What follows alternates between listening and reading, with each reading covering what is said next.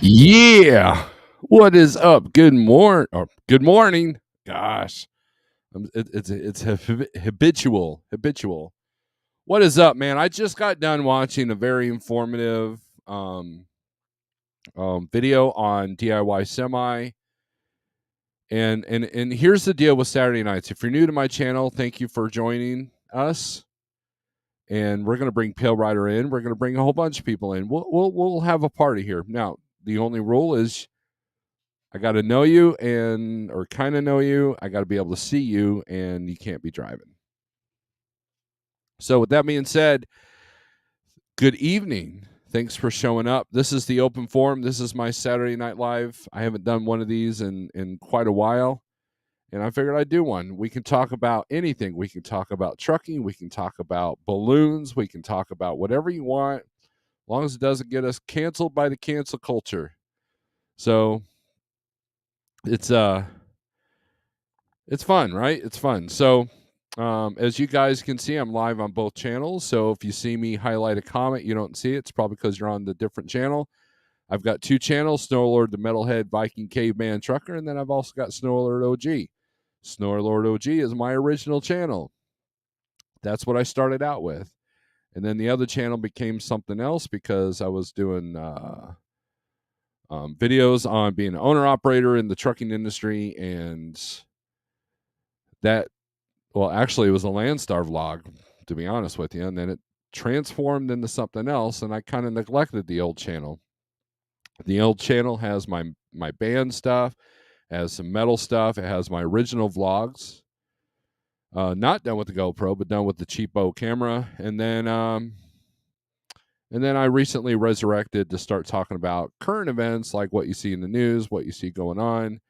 Because if you are paying attention, you know that things are getting kind of stupid. So, anyways, that's what we're here. That's what we do. Saturday nights are I haven't been doing Saturday Night Lives because Wheel Burner Express has been doing lives, and like why compete with that guy? That guy's got me blown away as far as subscriber count and everything, and it's just easier to join his crowd. And other people in our little circle go live, which is fine. I don't like own the time frame, and then a lot of times I just want to hang out with my wife, because I'd rather do that. She's more fun than you guys. Sorry to say that out loud. Anyways, if you would please subscribe if you're new to the channel. I notice that you got to be subscribed for 5 minutes if you want to come in and comment. That is on purpose. And if you want to be a member to the big channel, just click the link that's in the description, and we'll go from there. So with that being said, let's go to the comments, and then we'll put a link out that, right? So we can talk about whatever you want, within reason. I don't like to get too political because, both sides are screwing us over, and I don't like to get into the whole things that get you canceled because it's just meaningless arguments. Like Fahrenheit 451. But we'll discuss a few things. We can discuss things trucking, if you will. But we've done these Saturday nights where we talk about death metal bands to running your costs as an owner operator to what's the best truck stop if you want barbecue. So I mean that's kind of where these go. So we just chat. You guys, the watchers, the listeners, if you're listening, you run these Saturday Night Lives. So I want to give a shout out to DIY Semi. He did a really good informative video. It just ended about 5-10 minutes ago, and he shouted me out, so I appreciate that, DIY. And he's been a good friend. He and I have been talking quite a bit, and I've been learning a lot from him. You think you know a few things, and then you talk to someone that makes you go, "Oh, I'm kind of stupid." So I mean, but that's just how it is. That's how life is, right? Like my Godzilla hat. And that's just what we do. You learn from your mistakes. You learn from people that are doing things that you want to do. There's a possibility I might be back in the truck next week, but we'll see. There's a lot of things going on and a lot of things that aren't going on. It's a struggle right now if you're a owner operator in the spot market, but you know what? It's still doable. And that's what I focus on is what can you do? Instead of focusing on what you can't do, focus on what you can do. And learn from what you can't do. So all right, so let's get to the comments here. Thank you, everybody, for being in here. I appreciate you. Old school, new school, you are first. Again, if you're reading the comment that you don't see in the chat, then you're probably on a different, one of the other channels. So I'm using StreamYard, and this gives me all the comments to both channels. The reason why I'm on both channels because I'm trying to get the watch time up on Snow Alert OG so I can start monetizing that channel as well. Because money is great, money is good, and we all need it, right? Don Schonger, hello. How's it going? Gary Bates, you missed most of DIY? Well, it's a great replay. I suggest once it renders and you can see the chat, go into the replay. There was a lot of good comments, a lot of good discussion, and a lot of good ranting going on. DIY rants like I do. He's just talking to you, but in his head, he's ranting. But, I kind of do the same thing. It's like, you were ranting? Most people think of ranting, you got things in your hand and you're throwing stuff and breaking your monitors and all that. That's not me. That was the old me. Now, normally I would be that guy. I mean, hell, I screamed for a death metal band for more than 20 years. So, I know what it's like to kind of lose your stuff. Good evening, Cat Lord. I like that. Cat Lord. Is this round 2 from DIY's broadcast? No, because I'm not quite as smart as he is, but we can continue into things that maybe he didn't want to talk about, right? Fate Trucking, boom. Boom. Desert Okie Pam, good evening. Pale Rider TV, what's up? Good evening, Steve from I-80, Wyoming. Is it open? Are you stranded? I-80's cost me a little bit of money, and it's costing one of my drivers a lot of money. And it's kind of a crap show on I-80 all the time. I used to run I-80 all the time. I used to run a load from Kansas City to Salt Lake all the time. Believe it or not, I used to drive like 3,500 miles a week. I've been there, done that. I've been to all 48 states. Now, I used to say I've never been in Nevada, but that's recently been corrected. So I've been to 49 states, actually.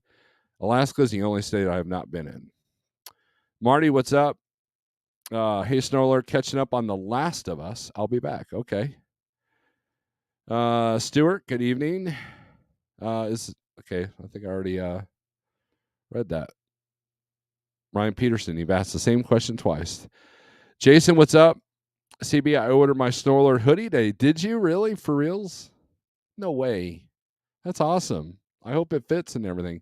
The t-shirts are fairly good quality. I ordered one of my own because I'm narcissistic like that. And it's actually pretty good quality. I think Shannon's got one. A few people have the coffee mugs. Now, I want to get the bigger coffee mugs. And I haven't checked out Teespring to see if they offer that. But if they don't, then I might look for another provider because, look, drop ship is the way to go. I'm not handling T-shirts. I'm not printing the T-shirts. I've done that. I did that with the band. And with the cost of shipping nowadays, because you damn truck drivers want too much money, it is through the roof. So it's just easier to just take a few dollars profit that I would normally get anyways and let somebody else worry about the logistics. But I always want high quality products. Now, the only thing I would not order is the shorts unless you're just weird. Now, if you order the shorts, cool. If you do, let me know. Send me a picture of you wearing the shorts. That would be interesting. Carrier Packet, it's 5 a.m. somewhere. That is a great, great YouTube avatar name. Jack's Line Enterprise, good morning, night. You got me. DPG, SNL, Quith Slord. That's funny. Let's talk about things. Thugs. Let's talk about thugs. Thugs are lame. End the picture. Can we talk about Phil Rudd being the best drummer in rock? That's debatable. I don't get in those debates like who's the best of the best, right? I don't, Neil Peart was doing stuff that death metal guys wish they could do today, but there's that. So, Clyde Garland, good evening. Bill, what's up? Good to see you, my friend. Don't even get me started on balloons today. Look, here's the deal, man. And Stuart got me started. Here's the deal with the balloons, right? I watched the press conference of the Pentagon, and he literally had to say the same sentence like 83 and a half times. And here's the deal. They didn't shoot it down right off the bat because they wanted to see what it was doing. Number one. Number two, they didn't want it to land on anybody. Now everybody's like, oh, Montana, it's wide open, blah, blah. Do they really want to start a forest fire with some crash landing BS, right? I mean, how would you like if you're sitting there in the country, and you're sitting there off the grid and you're like, you're just sitting there, churning your own butter and all of a sudden this big, huge thing falls out of the sky and lands in your front yard. Probably not a good thing, right? That would kind of tick you off. And then the government's like, oh, sorry, you didn't see this. Here's a couple of dollars, for your trouble. So, of course, they didn't shoot it down until it went over the ocean, right? And maybe they just said they shot it down. So you would go, oh, why don't they shoot it down? Now, 99.9% of the people that are saying shoot it down, guess what? You probably have TikTok on your phone, and it's doing more surveillance than that stupid ass balloon could ever do. So, with that being said, end of topic, end of story. Who cares? They've infiltrated us. That's how it is, right? They're in your schools, they're in your food, they're in everything. And so this little balloon comes on and everybody's like, oh, freaking out. Like, meanwhile, for the last 20 years, they've infiltrated every bit of your infrastructure that you've ever pictured. So my name is Nobody. Hello again. I'll start it out. Michigan and California are starting universal basic income reparations. Yeah, that's dumb. But hey, if it gets the gangs to stop, then I'm all for it. Grafton, good evening. Man, I almost said good morning again. I haven't done a nighttime live feed in quite a long time, except I'm on the guitar. Best barbecue is Memphis or East Carolina? Jason would know. There was a place there was that restaurant show where they restaurant rescue or whatever it's called. They had a barbecue place in West Memphis, and it actually looked pretty cool. Big Dogs in Memphis, Tennessee. Maybe not West Memphis, that's Arkansas, but East North Carolina. Okay, I wondered. Stormler, what's your thoughts on Hurricane Express? Oh, Ryan. Yes. I will say this. I have never worked for Hurricane Express. I have never laid eyes on their contract. They have the best looking lease trucks that I've seen. But they offer a lot of freebie things like free satellite, free fridge, free TV. I mean, they give you the whole nine, right? However, you're only allowed one fuel tank because of the weight, and they give bonuses based off your fuel mileage, even though you're the one who's paying for the fuel. And if you're driving a Peterbilt 389, which they do have on their fleet, or they used to, how are you going to get good fuel mileage? So there's some unattainable aspects of their contract that I've seen, and I know several drivers that were there that did not do very well. And now you could sit there and say it's the mindset of the driver, blah, blah, blah, blah. That's fine. But anyone that's going to give you free satellite, free everything for your creature comforts of the truck, but will take a fuel tank out, so you're constantly having to get fuel, and give you a truck payment that you're going to have to stay on the road for, that's what the purpose is. And hold on.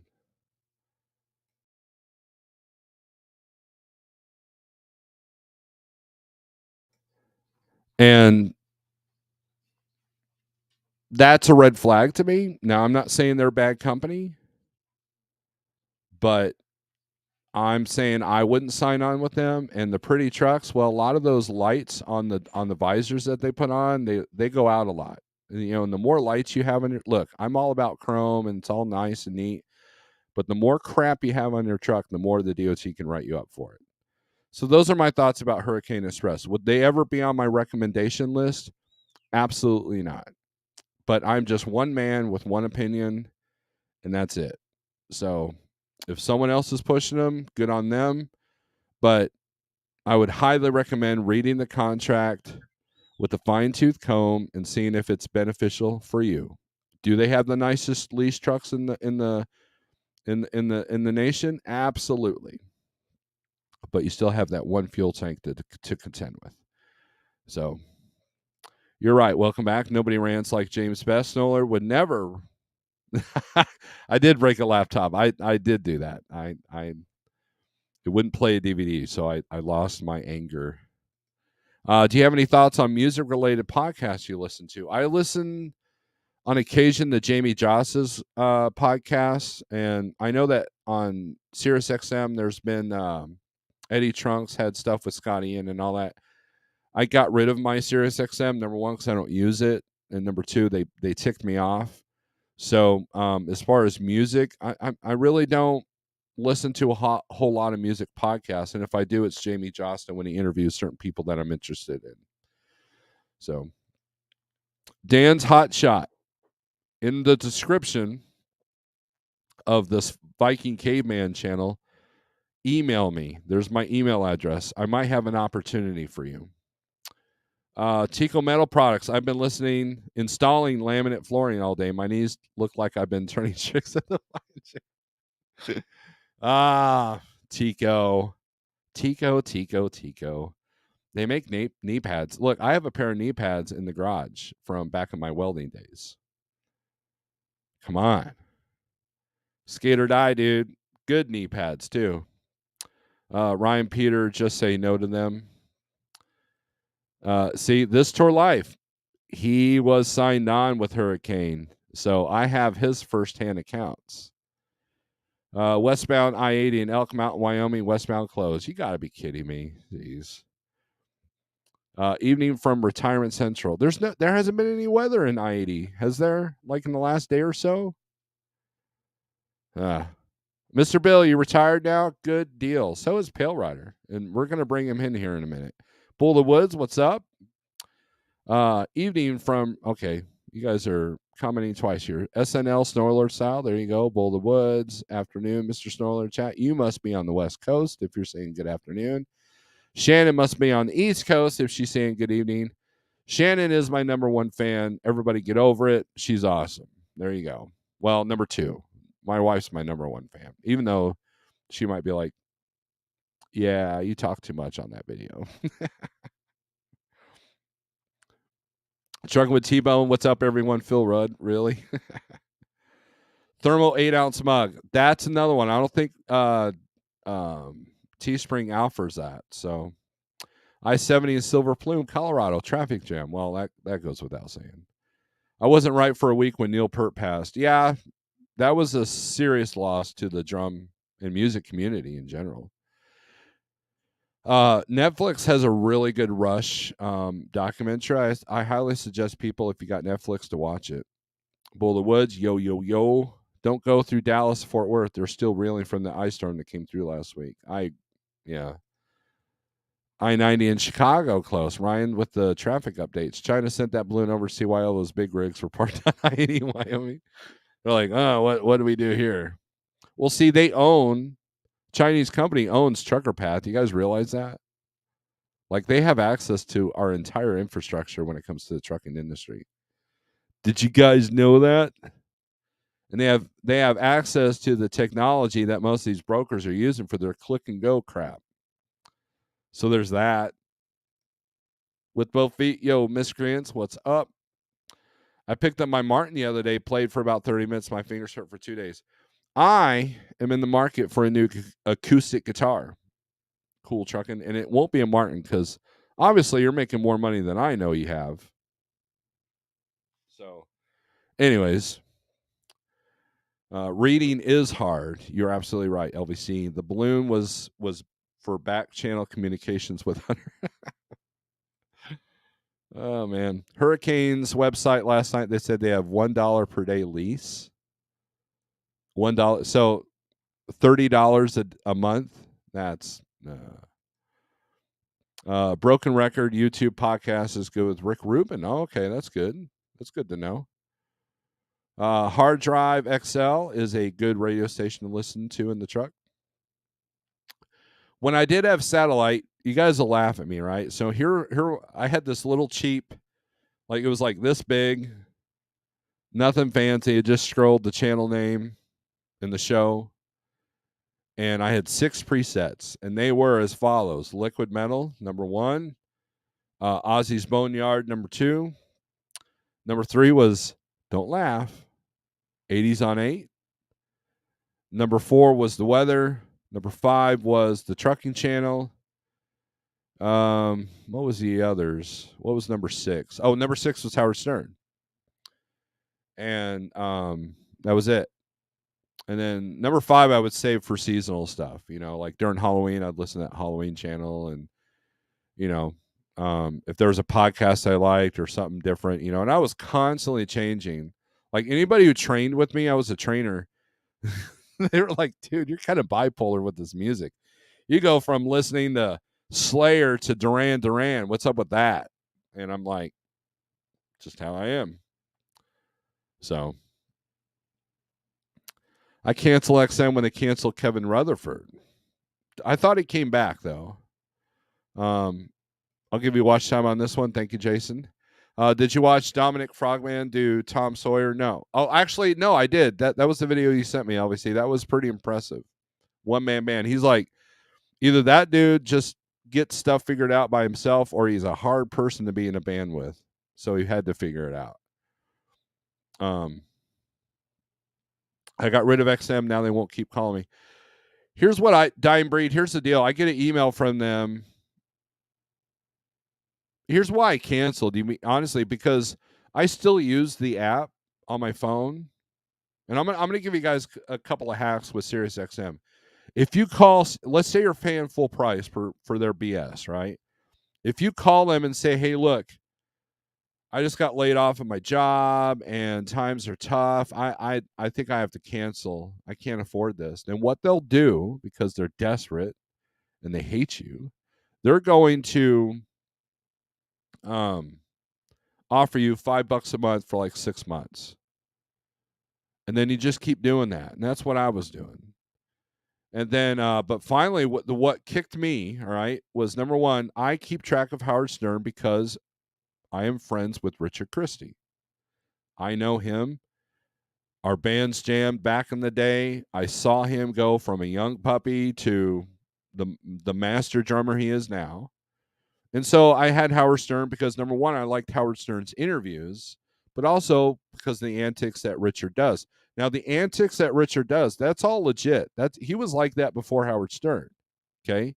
So there was one weekend I was on my way to Salt Lake City. I was bored. And, you know, this is before everybody had YouTubes and, you know, listening to YouTube, going down the road and all that crap. So there was free satellite. And so I went and bought the satellite radio, got the you know, the free trial, and Howard Stern. It was like a compilation of all of his interviews, and I thought that was really good. It wasn't just, you know, silly antics. So I went ahead and paid for a subscription. I kept it for a long time. And just recently I had heard that he was like, if you're unvaccinated, you just need to go and die already. I'm like, what kind of crap is that? Not to mention his show has gone downhill quite a bit. And look, whether you're vaxxed or not, I don't care. Okay. We're not even going to touch that BS. Okay. We're not even going to go with those arguments. But to say something that if you don't do what everybody else is doing, you deserve to die, I don't listen to anybody that would say something like that. Oh, Hitler said something like that one time. So I called up SiriusXM. I said, you know what? I hate your service. I don't use it.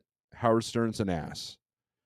They're like, well, we can fix it to where you don't hear or see Howard Stern. I'm like, no, your quality or programming. I can listen to Liquid Metal for one day and I can hear the repeat. Like it's like they hit shuffle and repeat.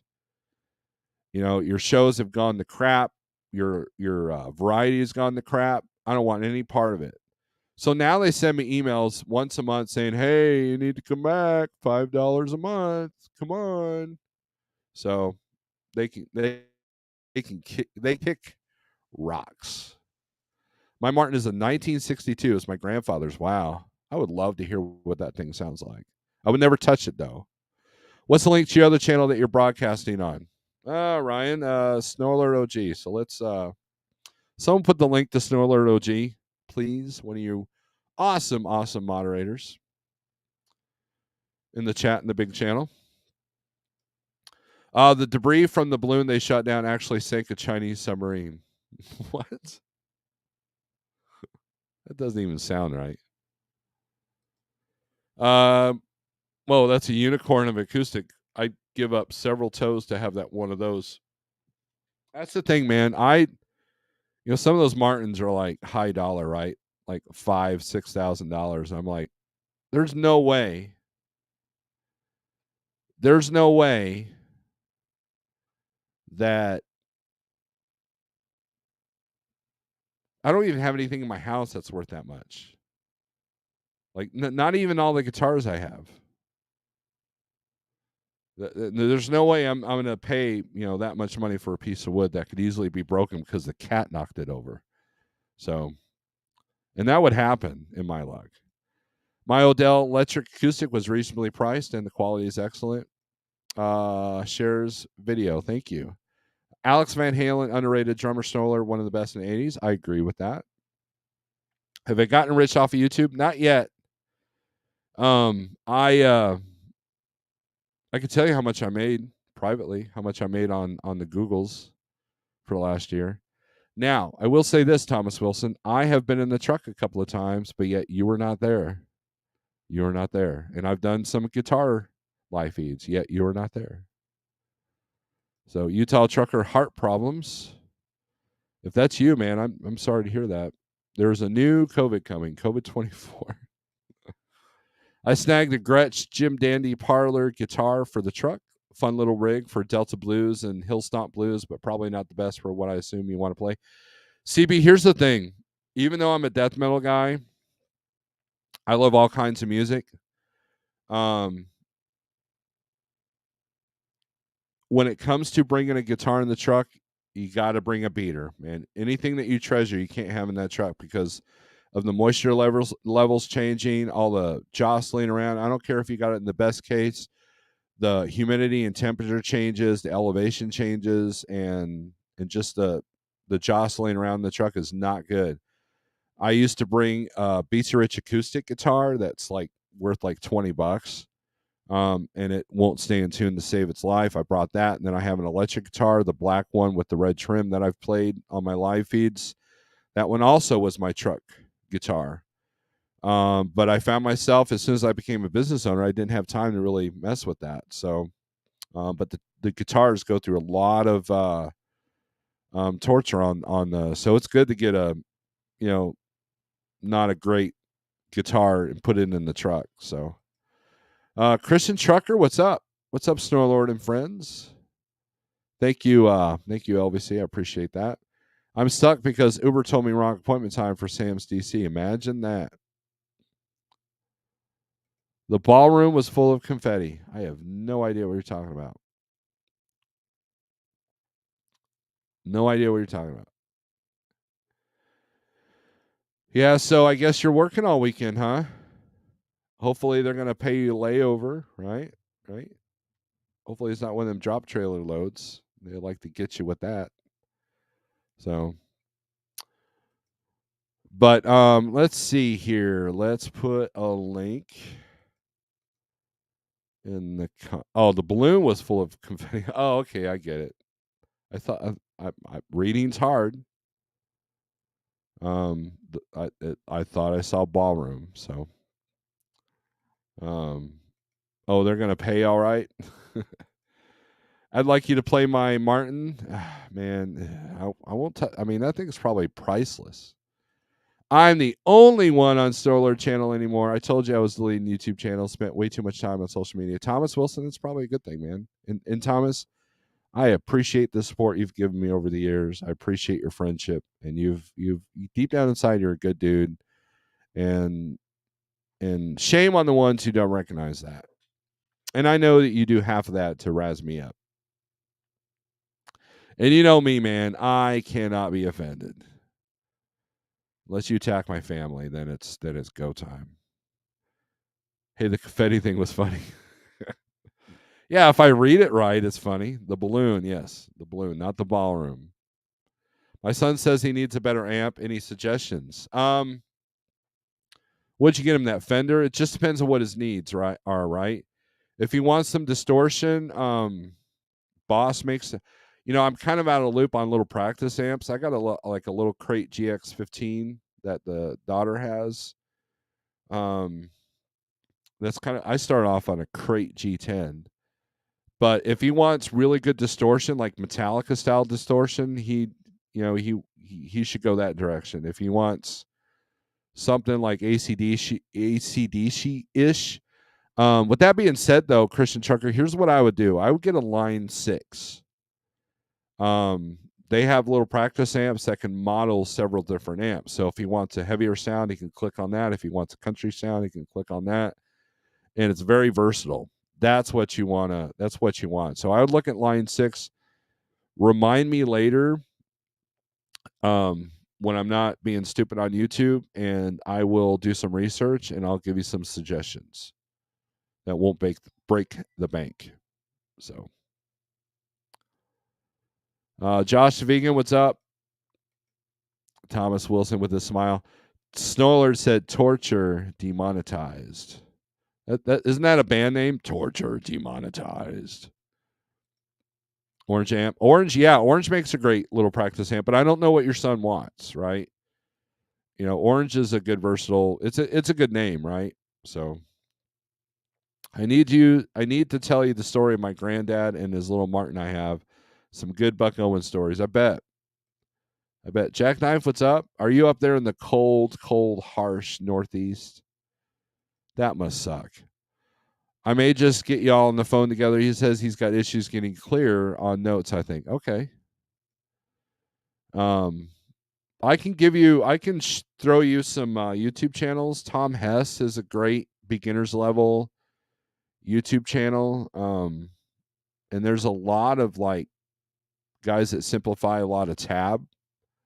But I mean, I can do what I can. I'm not a great guitar teacher. I mean, I could teach a kid how to do power chords and go John, like the beginning intro. But as far as like basic chords and stuff, man, I'm just another moron like anybody else. So, who broke the rules of engagement on the balloon? It was a declaration of war, right?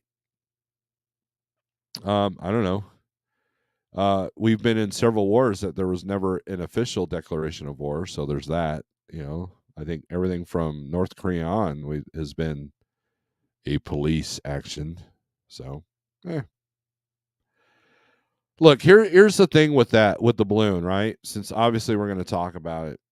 Obviously, they saw some kind of threat to it, right? But they didn't want to shoot it above any land. And here's the thing. Maybe it was sent to just kind of see what would happen. And they let it fly for a while just to see what would happen. Now, people don't realize that they've got scanners that can detect radiation, nukes, and all that stuff. And so obviously they didn't see enough of a threat, or else they would have shot it down like immediately. Not to mention the thing was at 60,000 feet. I think my APU's on. So who knows? I mean, but here's the thing. If we go to war with China, half the stuff you see at the store is gone. Why? Because it's all coming from, like, Walmart's going to be screwed. So, I mean, you want to hear more about that, go to Sage's channel. He's been talking about that for a while. But, the reality is, Yeah, the balloon was over Missouri. Was I looking for it? No. Was I checking people's TikToks out about it? No. I did watch the Pentagon, press release where the same stupid questions. And and look, here the way that they question the guy at the Pentagon, it's obvious that the press are full of idiots and they have no faith in our military. So that's what I learned from the press conference.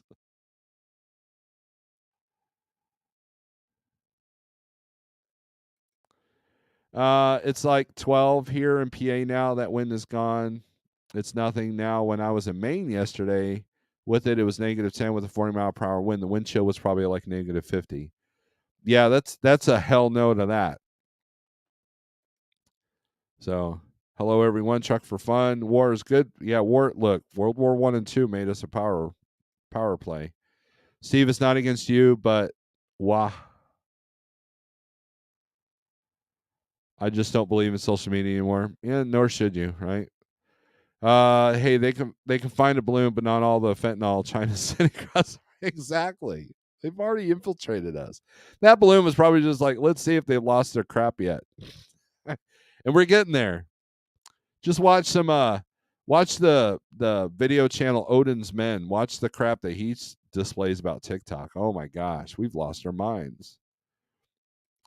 Why didn't they just drag it out of the sky with a plane and hook? They used to recover spy cameras in the 60s like that because it's at 60,000 feet. Aren't most airliners at 40,000 at the highest? I don't know. We can sit there. Why didn't they do this? Why didn't they do that? Well, somebody up there we hope knows what they were doing, right? Over there at the Pentagon. But hey, you know, who cares? I was struck in Fort Worth for 3 you were stuck in Fort Worth for 3 days because of ice storm. Yes. Fishy, very fishy story. Look, there's not a darn thing in the press that's going to tell you the truth. Not one. Not one. Jackknife. Hey, it obviously never really showed up on radar and made it all the way over here. Who knows? It could have had an EMP in it or gravity drop nuke. It could have had canisters that was dropping. Who knows? So here's the thing. They could sniff out the nuke. They got nuke sniffers. They put those on the container ships all the time. Number one. Number two, anything that would cause an EMP on a mass scale is not going to be the size of 3 school buses. Now, correct me if I'm wrong. And not only that, but they had one over Latin America. They had one over Japan. So they're just checking stuff out. They're just, cruising along. The fact when he said it was maneuverable, that was kind of weird. So good night, Thomas Wilson. Thank you for showing up. Thank you for coming in. I appreciate you. I know it's pretty stupid that kind of go out that route, kind of go out that route, but sometimes simplicity is the best weapon. It was like 62,000 feet almost into the stratosphere. Right. And it was under the radar. I mean, or over the radar, I guess. I mean, look, a balloon's not going to show up on a radar usually. It was the only way Hunter could do bank transfers. Japan in what war did a few balloons with bombs on them? They still think there's some bombs sitting somewhere in the woods in the Pacific Northwest. They're trying to start forest fire inferno. But what are you going to do about it, right? Japan in World War II did fly. Yeah, I mean balloons, blimps, Zeppelins. I almost said Led Zeppelin. Zeppelins. Yeah, I mean that was the thing of war back then, and sometimes, like you said, simpler is better. But yeah, China trolls USA with a balloon. Yeah, there could have been someone like going, "Hey, you want to screw with Americans? Yeah, sure. Okay, let's send a balloon over there, and we'll call it a weather balloon." And watch them freak out, dude. Watch their social media, man. They're gonna freak out. And the other Chinese guy's like, "Yeah, man, that'll be cool. Let's do that. Let's send one over there too. Let's do it all over the place. See what happens." that's that's probably what went down, right? That's probably what went down. Yes, I'm going with aliens. I've never watched TikTok. It's like YouTube Shorts. Yes.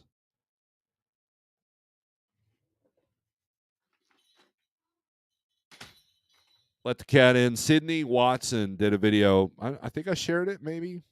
I don't know.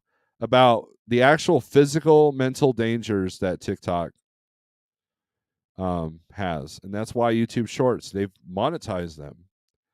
They had trouble monetizing one of my cat shorts. Can you believe that? My cat is awesome. So I clicked the yellow thing and they turned it green just today. I got to make as Thomas Wilson, I got to get rich off this YouTube crap because this trucking stuff kind of sucks. They was delivering the zombie virus. Good. I think we already have the zombie virus. Just go down Kensington Avenue in Pennsylvania there in Philly.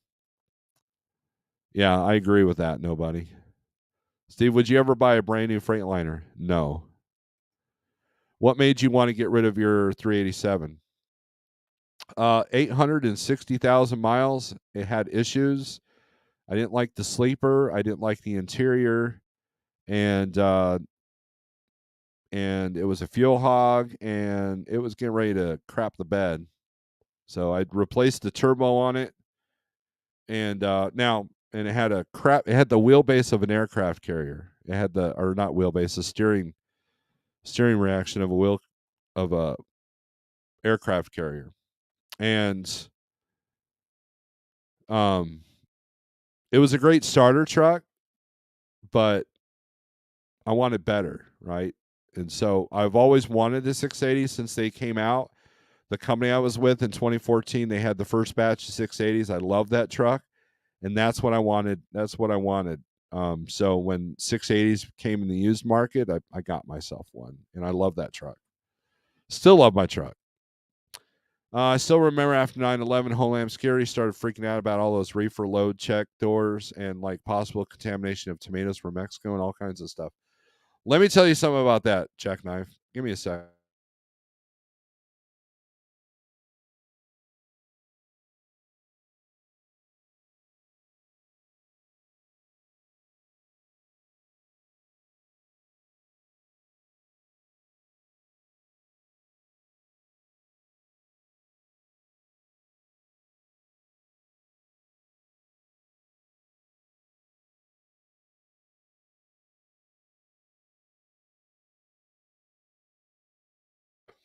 All right, sorry I had to deal with the cat. When I went to Transland and the safety videos and stuff, they said that Homeland Security was like the next major terrorist attack was going to happen by truck. And so we had videos on what to do if your truck gets robbed. What do you do if you got guys on motorcycles with ARs, coming at you? Kind of like the stuff you see in Mexico. Really? Cat. Go. And all right, Dan, thank you. I will get to it Monday, I promise. Okay? I promise.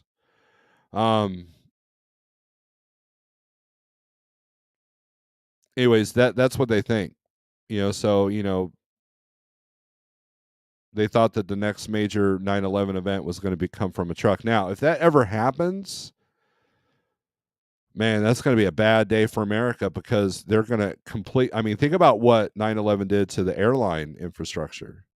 You can fly on anything for like a week. Right, turning radius, thank you. Obviously. And it was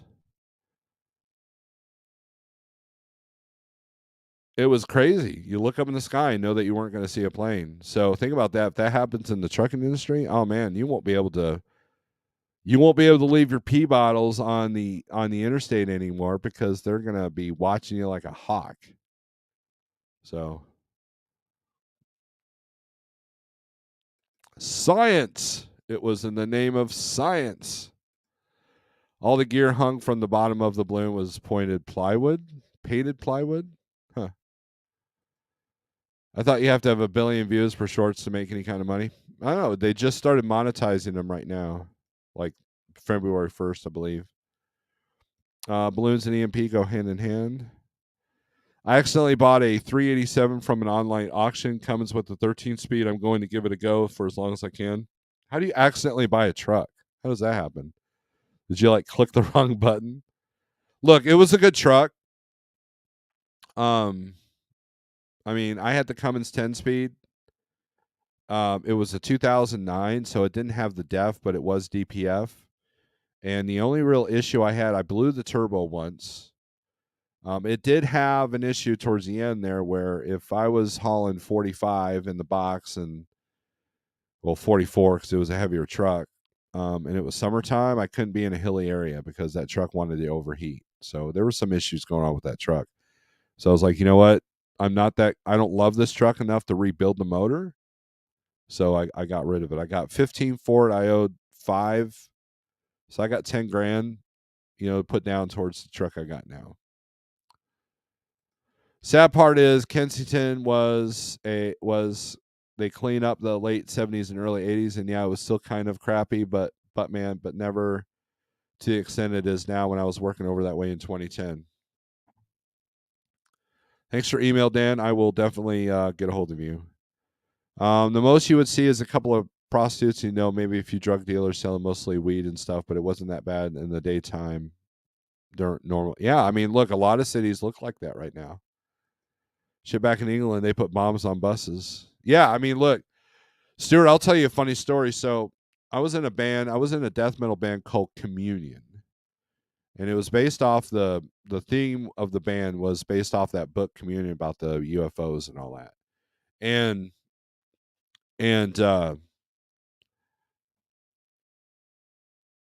we made a demo, and the bass player's parents were going to England. They're going to hang out in London for a little bit. And so we said, hey, will you take some of our tapes and pass them out to, unsuspecting metalheads? That's how long ago this was. I said the word tapes. Okay, demo tapes. And so they did. And they had trouble giving them away because apparently because of the IRA. You can't sit there and hand people just, packages for no apparent reason because of the bombings.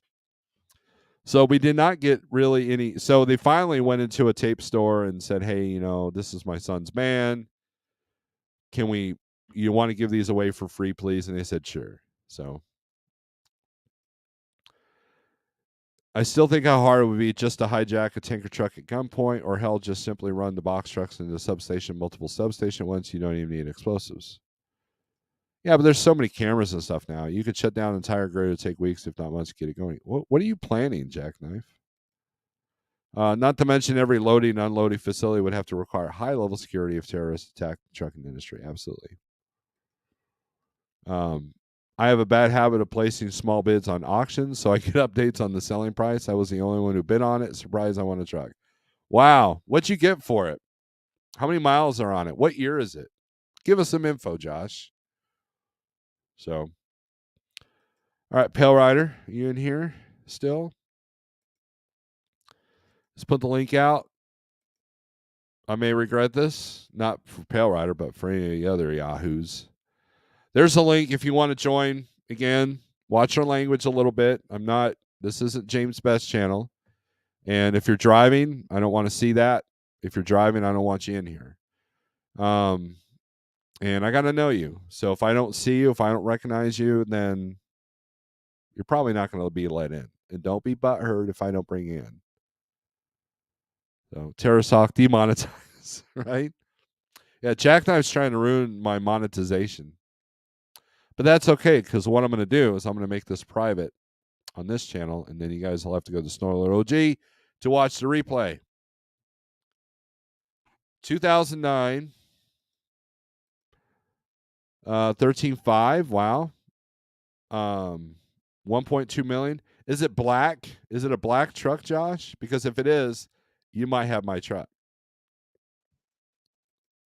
Who's James Best? What's up, Pale Rider? What are you doing? So what the heck? You said you're going to have me on. Yeah, well, I mean, I got to talk. You know me, dude. I get talking too much, man. And I could Come sing, on. shut up, shut up, shut up. Don't answer that question. Shut up, shut up. Shut up. Not your show. It's your show. I can't Cool say anything Truckin's in bad his about it. underwear, so he's not joining in, so that's good. Well, I might be in my underwear. How you gonna even know? Yeah, just don't. No, we know you're not because you are anti-shorts. I imagine you sleep in your jeans, don't you? No. What do you mean anti-shorts? Anti-shorts in public. Well, you're in public, Grown man in shorts in public. That's so you're not at home. Where are you at? With Are the you at home? room. I'm here at the room by the yard. Oh, okay, Still not here till Monday. okay. You're like I already over got it. my U-Haul scheduled. So I cleaned out the truck, sold everything in the U-Haul, and take it to the house. Wow. If you guys don't know, if you guys don't realize, Pale Rider has officially said, "Screw this, I'm out." He's retiring from trucking. How now? This is about you now. Screw me and my crap. Pale Rider, how long have you been in the industry driving? 27 years. Started in 1995. Yeah. Wow.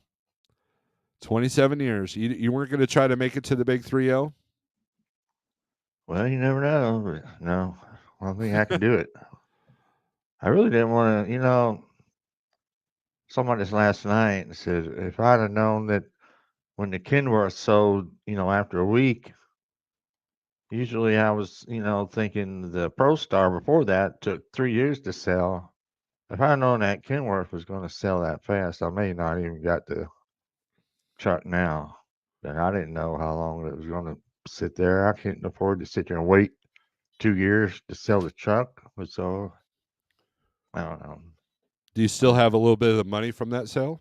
Oh yeah, yeah. Excellent. I still got some of it left. So Yeah, was it a common? Was obviously you got sick, and that yeah. kind of That got was you thinking. part of it. Yeah. Was that like the final straw? Well, not really. I think the final straw was when I said, "Well, I was sick. I wanted to, I didn't want to go over the road. I just wanted to hang around, local or regional or something." And they don't have anything that can accommodate me. So I thought, well, yeah, I'll be right back into it again. And I said, well, screw it. I'll go ahead and call it a career. So you're not even going to try to look for a day cab job around your town? I mean, I you probably don't have a whole lot around you, do you? doubt it very seriously. Yeah. Doubt it very seriously. You got a new enough vehicle? You can Uber. Well, I don't know about all that either. I got my son. He's doing the Uber Eats and the DoorDash. And that way you're not dealing with customers, and you don't need a newer vehicle because they want it like a 2010 or better. And we have a 2014 car, but the daughter uses that. So I don't think they have that cool. restrictions on Uber Eats. I've delivered. No, they don't. They don't. I had some Uber Eat deliveries. I say, how in the heck this thing even make it over here to deliver my food? I said, what Yeah, the hell? So, that's why he went with Uber Eats, because number one, you didn't want to deal with customers, but number two, Right. because we don't have to worry about the vehicle age. You can show up in a 77 Plymouth, I think, and yeah. be good to go. And now So if I had a Lincoln Town car or something that's already paid off or something, I might do the Uber thing. It's something nice, right. just get people from the airport or whatever, dress up and be real nice. And I that might make you a little bit of money, but, Well, I'm looking forward to see what you do. Now, I know you got KP Law News on your, as another channel, but I mean, remember, back when you were changing your names constantly, and I was like, look, dude, the Pale Yeah. Rider TV channel is about you, and so once you got out of the truck, it could still be about you. So you're not Right. changing. It's not like Pale Rider Trucking TV. It's Pale Rider TV. TV, yeah. Yeah, I'm And still so, gonna do trucking content. yeah, I think Just I think won't that be I mean, look what I've done. My channel's actually grown since I've gotten out of the truck. I hear you. Yeah.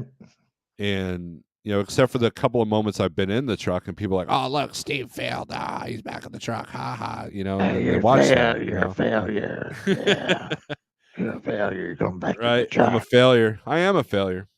Well, see, that's your decision. That's why you didn't get rid of the truck when you came off the road. You kept the truck because you knew that one day you're probably going to go right back in the truck.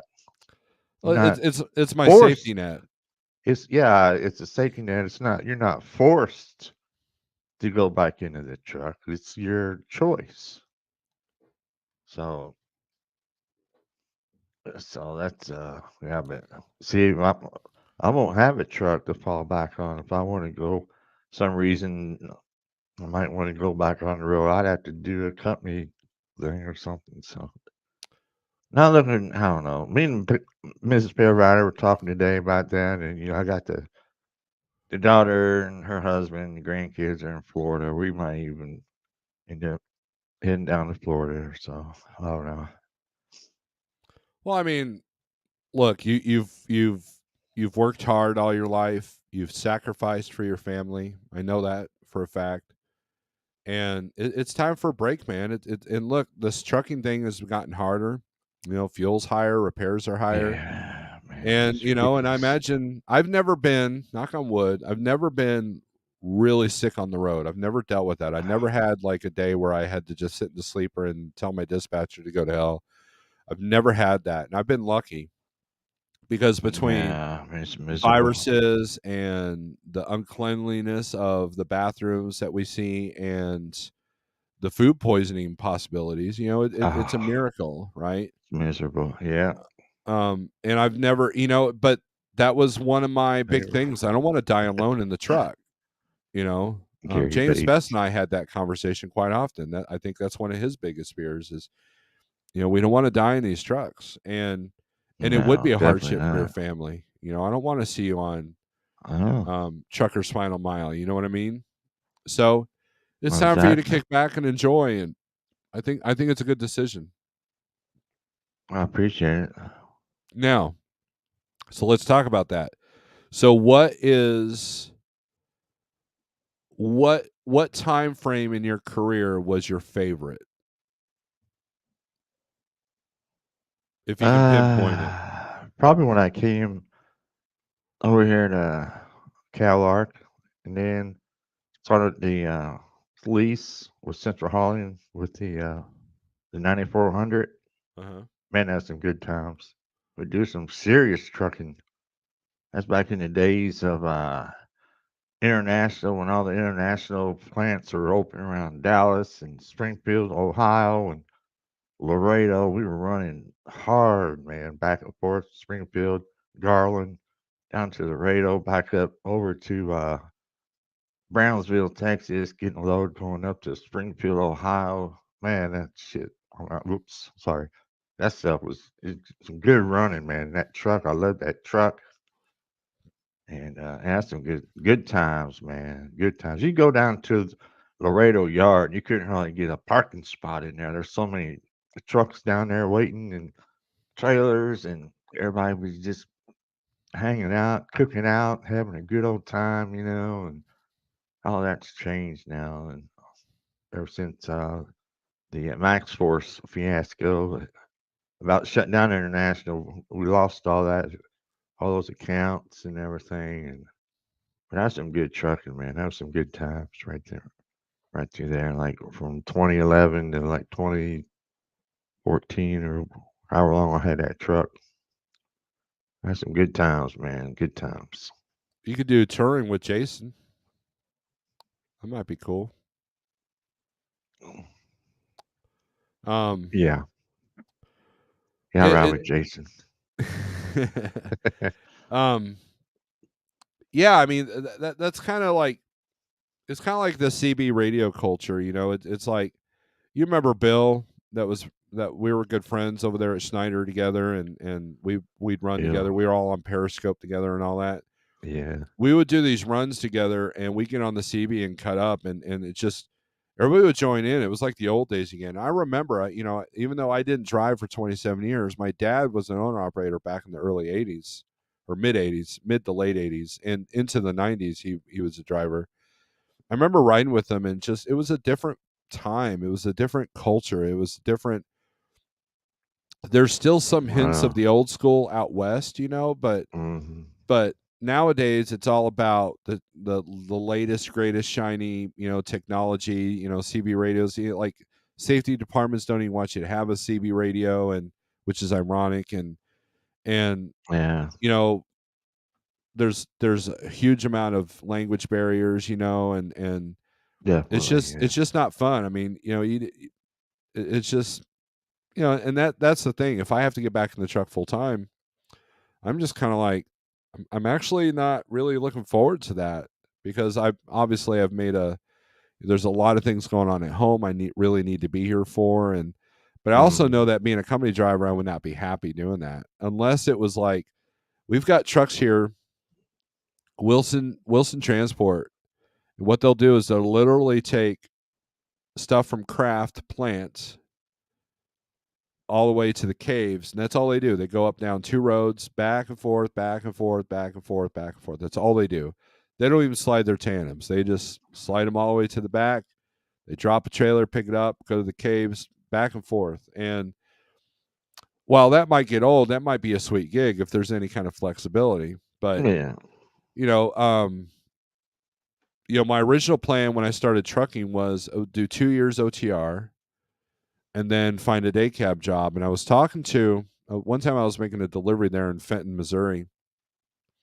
They're out of St. Louis, and I was delivering cardboard, and there was another driver from the company I was actually delivering for, but it was our contract. He was a day cab guy, and it said it took him 10 years before he made the decision to get off the road to where he found a decent day cab job. So he basically was OTR for 10 years until he found the right job. And I asked him how much, without being too personal, if it paid the bills and all that. He goes, yeah, but I said, but things are changing, man. That we've changed owners, and this has changed, and that is changing. It's just, it's about the corporate dollar now, and so day cab jobs that are really good are hard to find. And so I gave up on that because so I decided I would go the owner operator route, but made sure it was a situation where I controlled where I go, keep my costs low, and then I have a lot more flexibility than working 14 16-hour days as a day cab guy running relay or something like that. So Yeah. Some of them day cab jobs you're more, you don't have time to do anything. It's like get up in the morning, go to work 14 hours, come home, get your couple hours sleep, go right back, well, do it yeah, again. I don't want to do all that. that was what my wife was afraid of, because I had a buddy of mine that went to CDL school with me, and we both went to Transland, and then he went and got a fuel job after 2 years. And he says, man, I can get you on here if you want. And I was like, well, I don't know. And his days off were Thursday and Friday, and he worked third shift. So, and he was pressing that 14-hour clock most times. And he shared the truck with the day shift guy. Yeah. And there was no flexibility. You couldn't ask for time off, or you had to trade with somebody. And he literally goes home, eats, goes to bed, wakes up, has a cup of coffee, and is Right back on the back road at it. again. And my Yeah, it's wife was too like, much. isn't that why you kind of got out of welding? Because you were doing the same thing? Yeah. And I was like, yeah, you're right. So I never went that route. And then I have other friends that have gone that route. Now, one is doing really good, but he had to, because he adopted some kids. And so he had to get off the road. But then I had another friend that went the fuel route, and that lasted about 8 months. And then he went back to OTR. And I did a video on the day cab thing. Jackknife TV, hey, some of those day cab jobs aren't worth it. If you work 14 hours, you might have an hour commute to work and then home. If it's not paying $2,000 gross, it's pretty crap pay for most areas. Yeah. And I agree with that. Yeah, a lot of work. So what I would look for would be something casual. Like Transland, they have where you 2 weeks on, 2 weeks off. you basically do a running out and back and you're done. Or, running a hot shot, or running parts for O'Reilly's or something like that. You're still Oh, delivering. O'Reilly. Yeah. So if you got O'Reilly's in area, that might be a thing, and They're all over the place down here. yeah. Ozark. So, Ozark.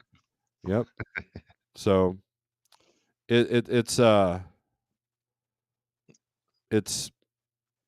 but I wish you the best of luck. Now, I think that on your YouTube you can expand your horizon. I think you can combine the KP Law News stuff now, since you don't really need to separate it anymore, and you can kind of do a little bit of everything on that channel, on your channel. Well, yeah, I'll leave them separate because some people in the trucking side might not like the law stuff. yeah. Um, Stick to one niche. yeah, I mean that's kind of. I've put up some videos on the Snorlord OG channel that I probably wouldn't put up here, with the firearm stuff, but you never know, man. Maybe KP Laws will take off, and then Pale Rider TV will be the smaller channel. There's a possibility of that. You never know. You never know. Yeah. What's up, Jackknife? Hey, what's up? I figured, since Sleeping. I was, now I'm just laying on the couch. I figured since I was commenting so much, I might as well just jump on in here. So how you join your new gig? It's nice to have something steady, I guess. Not have to fight brokers every morning and, sit there till 10, 11 o'clock, in the morning on the load board, trying to find a load that actually pays half decent to get you out of the area. So you like being dispatched then? Yeah, for the most part, it's just I usually already have the next load lined up after they dispatch my assignment to wherever I'm going. Mm-hmm. So it's all, I think I don't know if it's all computer generated, but it's like more of a, I don't know, corporate conglomerate kind of system they got going on, I guess, because Tyson calls the shots on it. So do you have better? I know a guy that was on KLM's Tyson fleet, and he actually had better I still see it. benefits. I still see them all the time. They're still on it. I guess KLM still running Tyson stuff. Right, and I've heard that KLM drivers had it better than the Tyson drivers because, like, Tyson doesn't pay detention or layover. I mean, have you seen that? I haven't talked to any of the Tyson drivers, but I know. I think in our area, if you go on like Indeed, I think Tyson's paying like 68 cents a mile. I didn't really look at the whole, job description or something, anything like that. But, like I said, I think it's only like 68 or 70 cents a mile they're paying. I mean, I guess if you're running yeah, I guess it depends how they run their Tyson drivers. I know you've got some day cabs too, but I know I'm mostly only doing 2,200 to maybe 2,500 miles a week. I mean, I guess if I really got on them and asked them, I could probably run more miles. But the way my pay's set up anyway, I start getting up into the 3 hours a mile territory if I stay under 400 miles. So.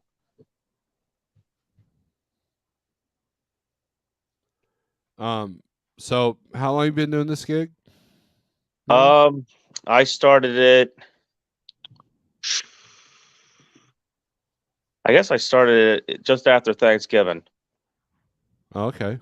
I was running with my 9400 then for, I don't know, 2 or 3, I guess 2 months, I guess almost like a month and a half, maybe, until it decided to go, take a crap. Are you enjoying the new 680?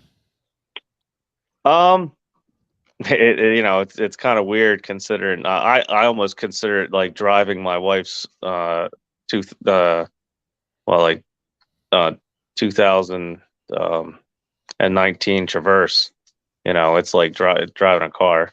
It's quiet. It just does what you would want it to do, I guess. Oh yeah, I imagine it's like night and day. I mean, Pale Rider can attest because he used to have a 9400. And I got a buddy, one of the guys at Yeah. dispatch. He's got a spare 9400, and he said it's a beast. I mean, Yeah, well, the 9400, you feel like you could drive it through hell and back, and if something broke, you could easily fix it.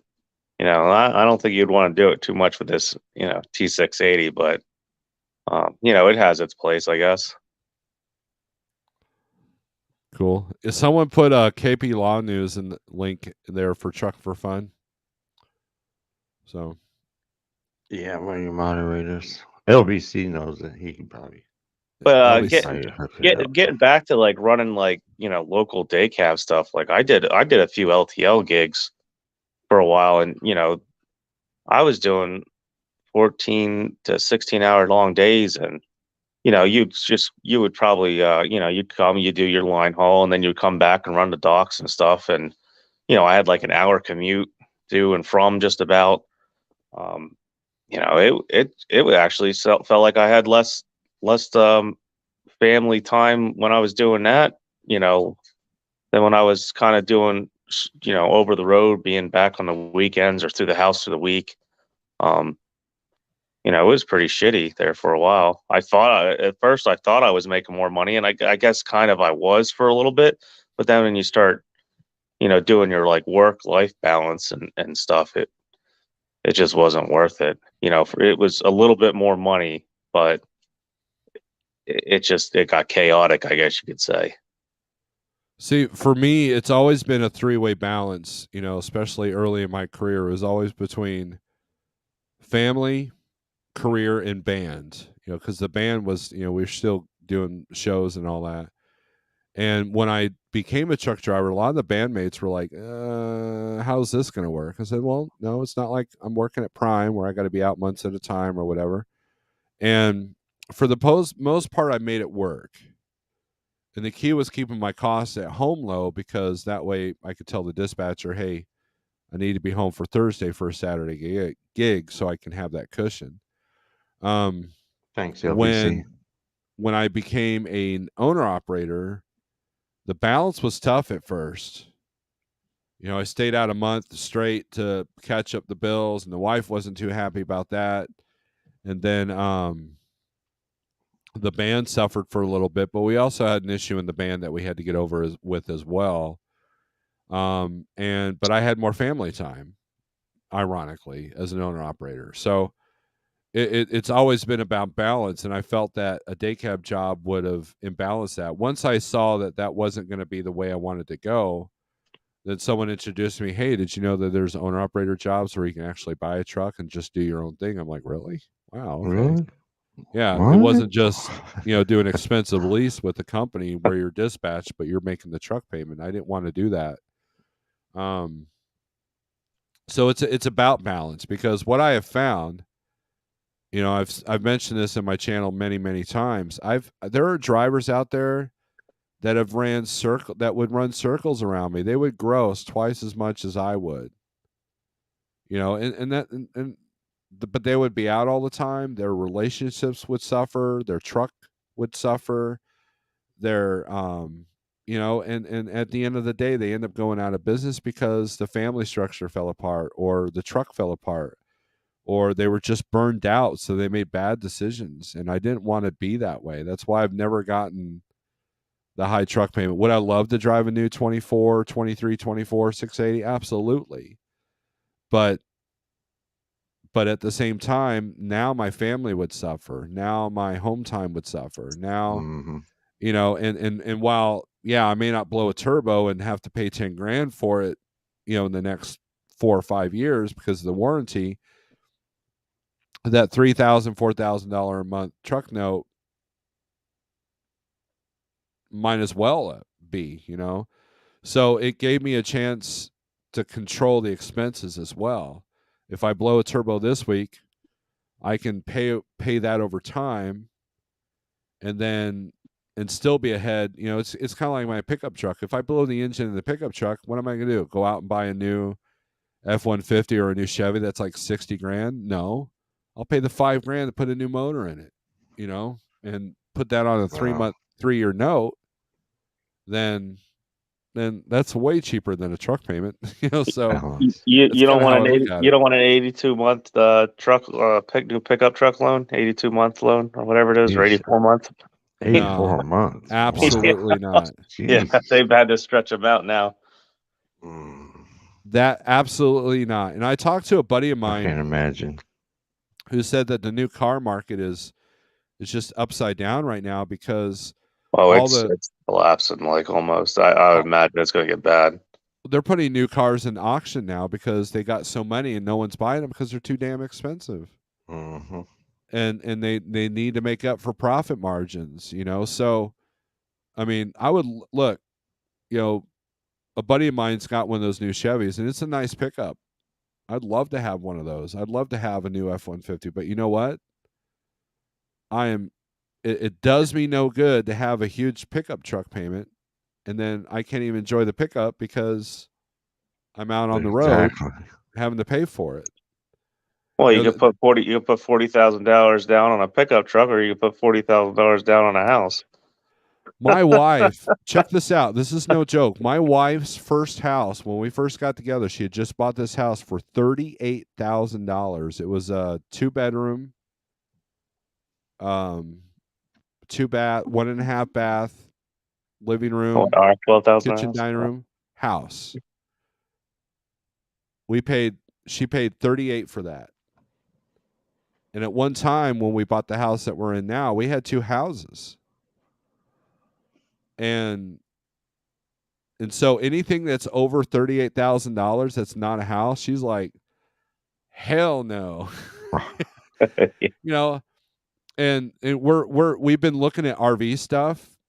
If Thomas is listening, he's like, "We're really?" You know, but they're ridiculously priced. Oh, and I had a friend of mine who's like, "Well, you know, they extend them 15 years." I'm like, so there's not a damn thing that I have that I own that's lasted 15 years. I mean, I'm my pickup's a 2002, you know, but yeah, I look at different. And someone said you're afraid of debt. I'm like, yeah, absolutely, I'm afraid of debt. I've never had to file bankruptcy. Well, I've never had the bank come by and take things. I've never had repossession, you know. And we have 2 houses. We probably pay. It was funny. I was talking to DIY, and he's like, "Look at you being all fancy with 2 houses." I'm like, "Well, you know, I probably pay less for 2 houses than what most people pay for one." You know, and that house can create revenue. It has created revenue for us. But I know I just look at things different. There's good debt and there's bad debt. Good debt is like when I bought the Kenworth. Good debt was when I bought the trailer.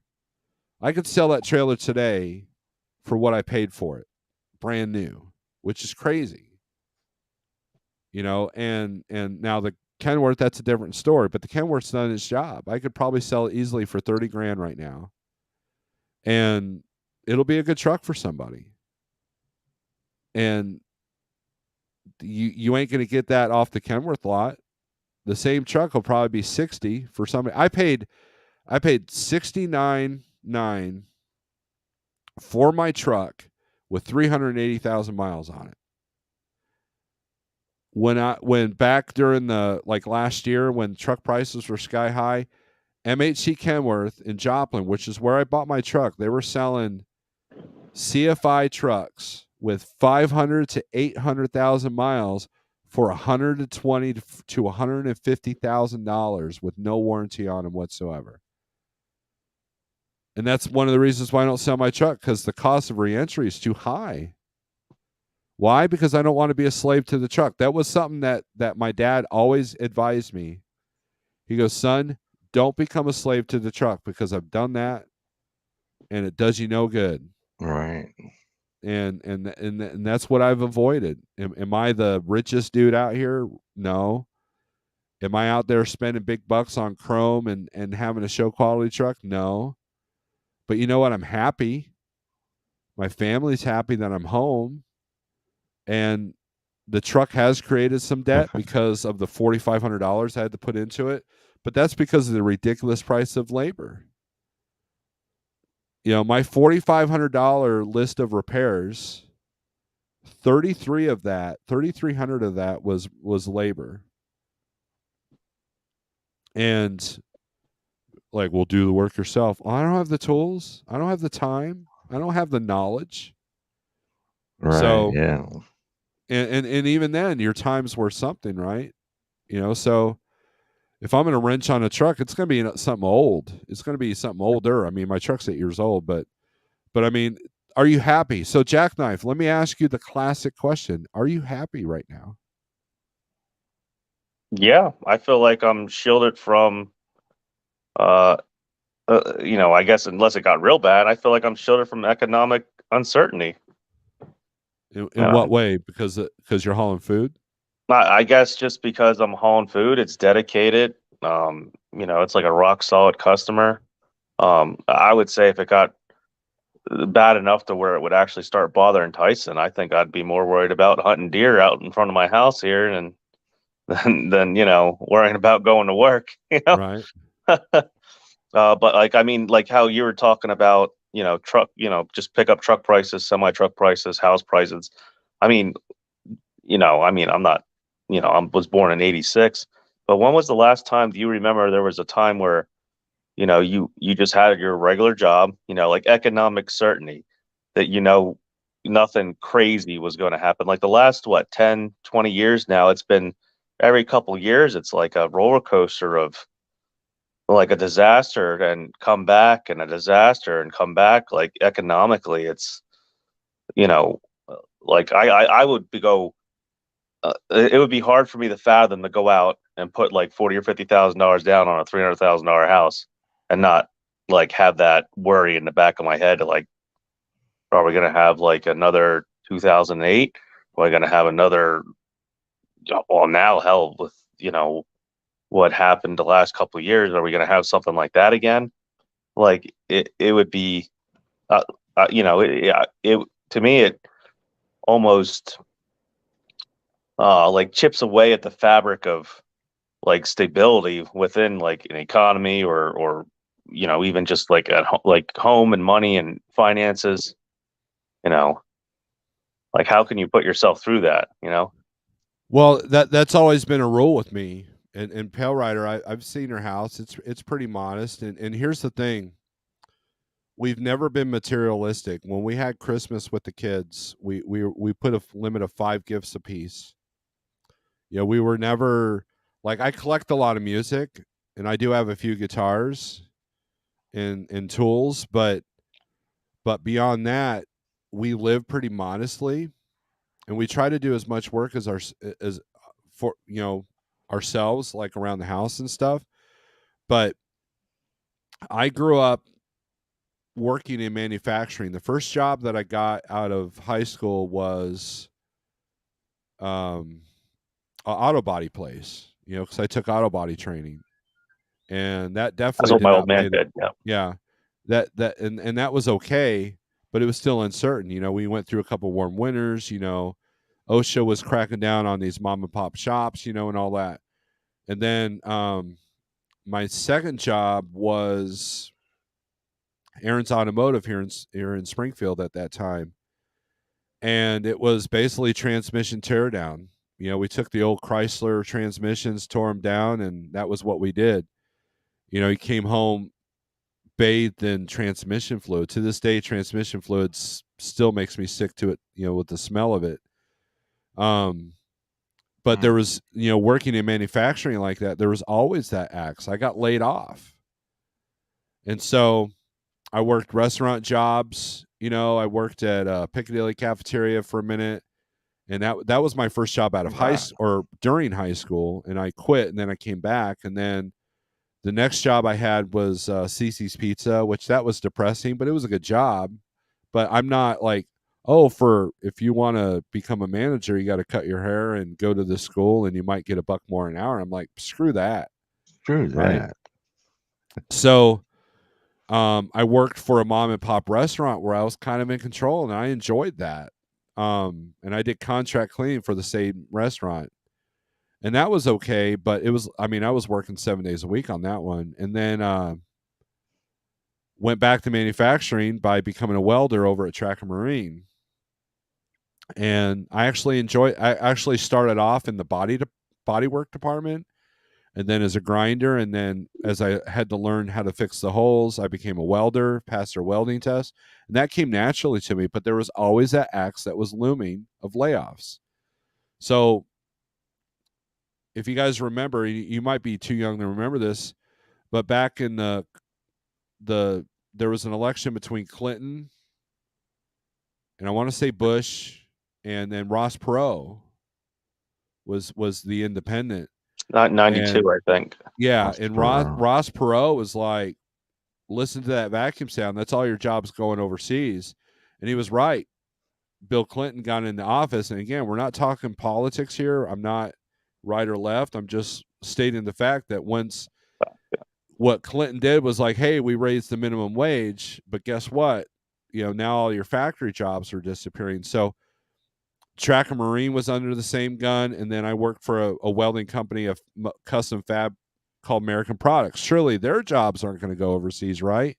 But what they did before I left was they laid off all their workers and then rehired them through PenMac to pay them half the money with no benefits. And I was like, I'm over it. And so I became a school bus driver. I enjoyed that. It felt good to do a service that didn't make somebody rich. It was a service, right? And these kids liked me, and I had good routes and all that. Would I be a school bus driver now? Absolutely not, because kids don't know how to respect adults. But that's a different topic for a different day. But I still like the act of driving. My dad never wanted me to become a truck driver. He passed away, 20 some odd years ago. And he never wanted me to become a truck driver, but it came naturally to me. I became a truck driver after talk with some friends. Then the tough part was the first 2 years when I missed a lot of family home time. And I've always wanted to have my own business. And so trucking just made that easier because I was good at it. I knew a few things. And I enjoyed it. So why not?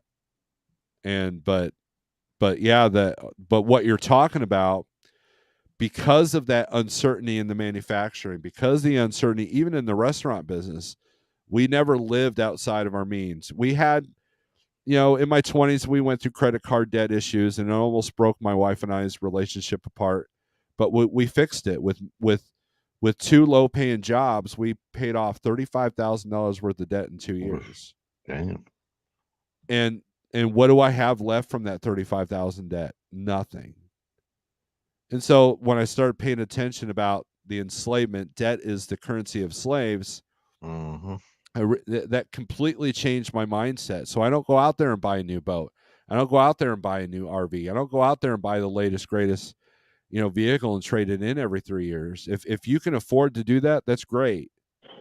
But I want to be happy, and happiness doesn't come from a $50,000 pickup. It doesn't come from a $80,000 bass boat. It doesn't come from a $60,000 RV. It comes from me being here for my family when they need me, and my family has special needs that I don't really tell everybody about, and that's important to me. And so having a $4,000 truck payment, or working for a company that makes you go, from coast to coast, and you're only home once a month, if you're lucky, that never appealed to me. My dad did that, and it affected our relationship. So I wanted to make sure I didn't do that to my own kids. I remember, about 95, 96. My old man was in the auto body industry. He's gone through all kinds of stuff. One time he used to be like a boiler fitter. So one time he used to be, I think he said he used to bulldoze coal down into like the actual boilers down at Roman Haas, which was a chemical plant, for their boilers. But anyway, like I said, in 95, he was a auto body, technician or whatnot. And he was making between usually $700 to $800 a week, give or take. And then he would work Saturday under the table for an extra day for like $300 or $400. Sometimes they did some classic car work and everything. But he was like pulling in what $40,000 to $50,000 plus a year back in '95. I remember he bought a brand new Chevy Beretta Z26 for I think the car was like $18,000. So he bought a brand new car for $18,000, and he was making $52,000 back in 1995. Wow.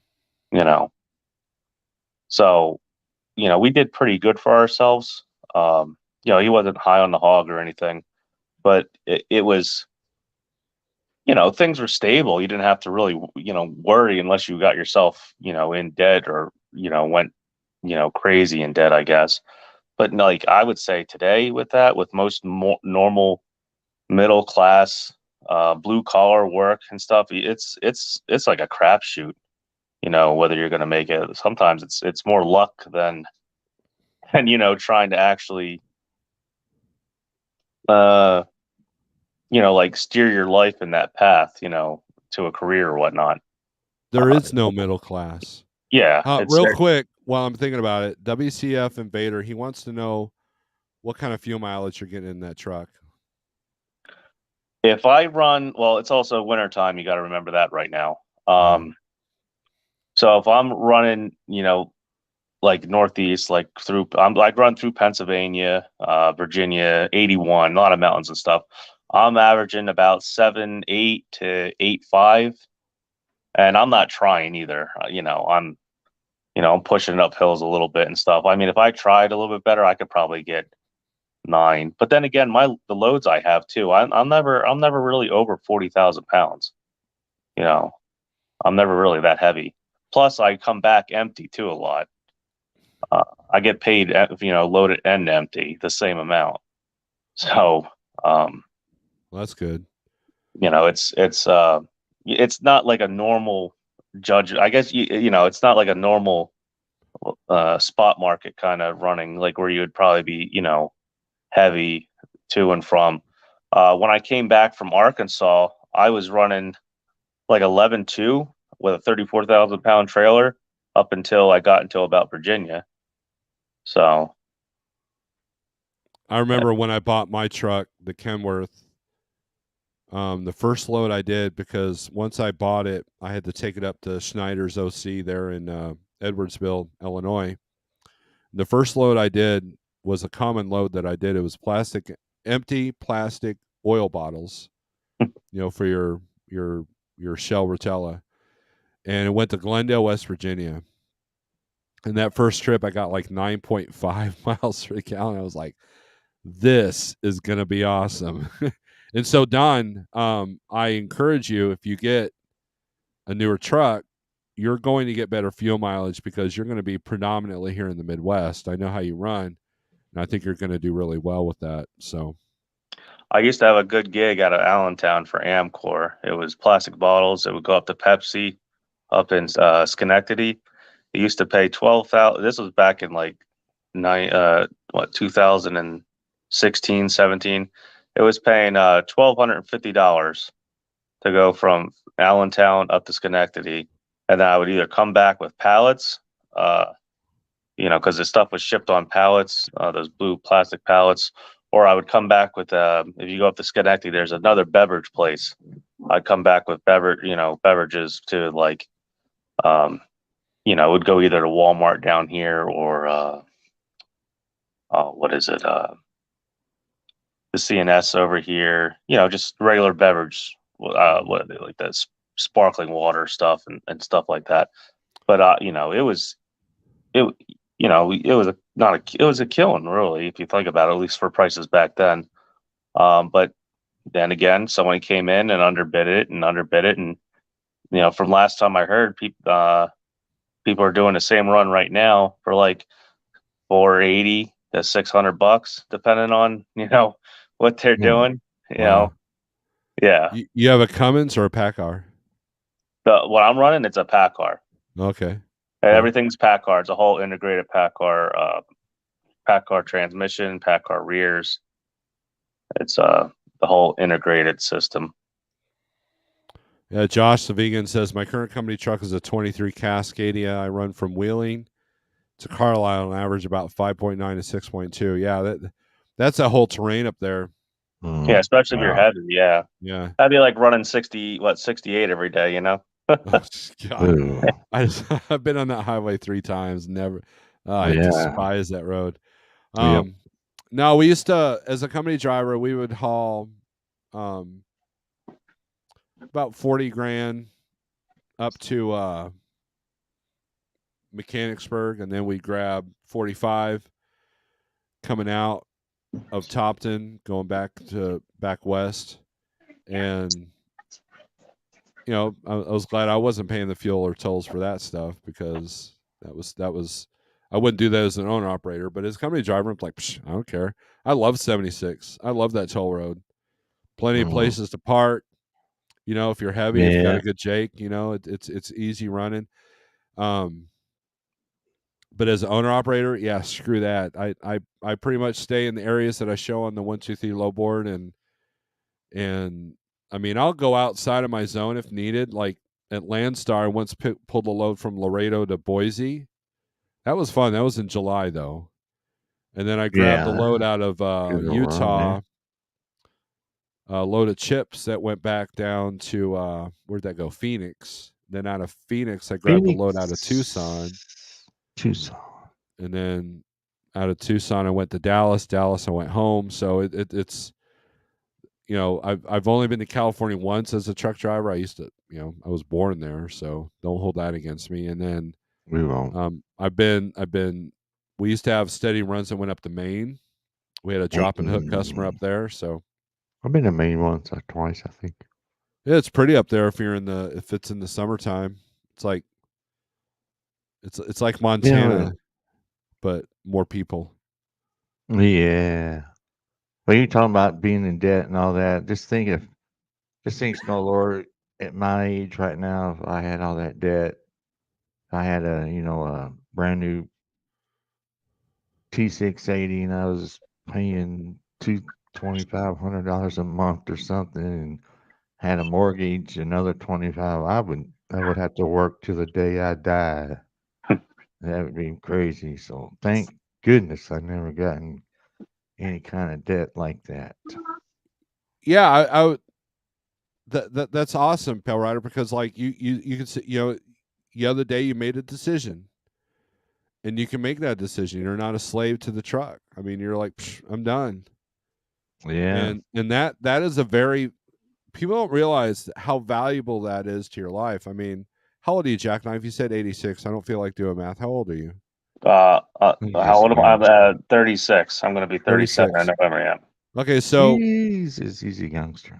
Yeah, and you know, I'm 51, and the last, I would say, 5 years of my life, I've learned a lot about what's important to me, and the ability to work on this dispatch service and work safety department for like trucking and not, you know, it's funny, people call me all the time, hey, when are you going to move that truck? I'm thinking about it, you know, because to have that freedom is awesome.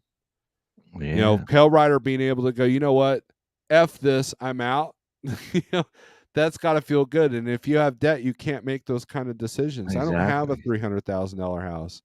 Exactly. I have 2 houses that combined are about $1,400 a month. Combined. I don't even own a house. We pay rent. So that's even better. Hey, sometimes that's the best, you know. Look at Andrew Tate. I went through that whole ownership thing back. Yeah, that didn't work out too well.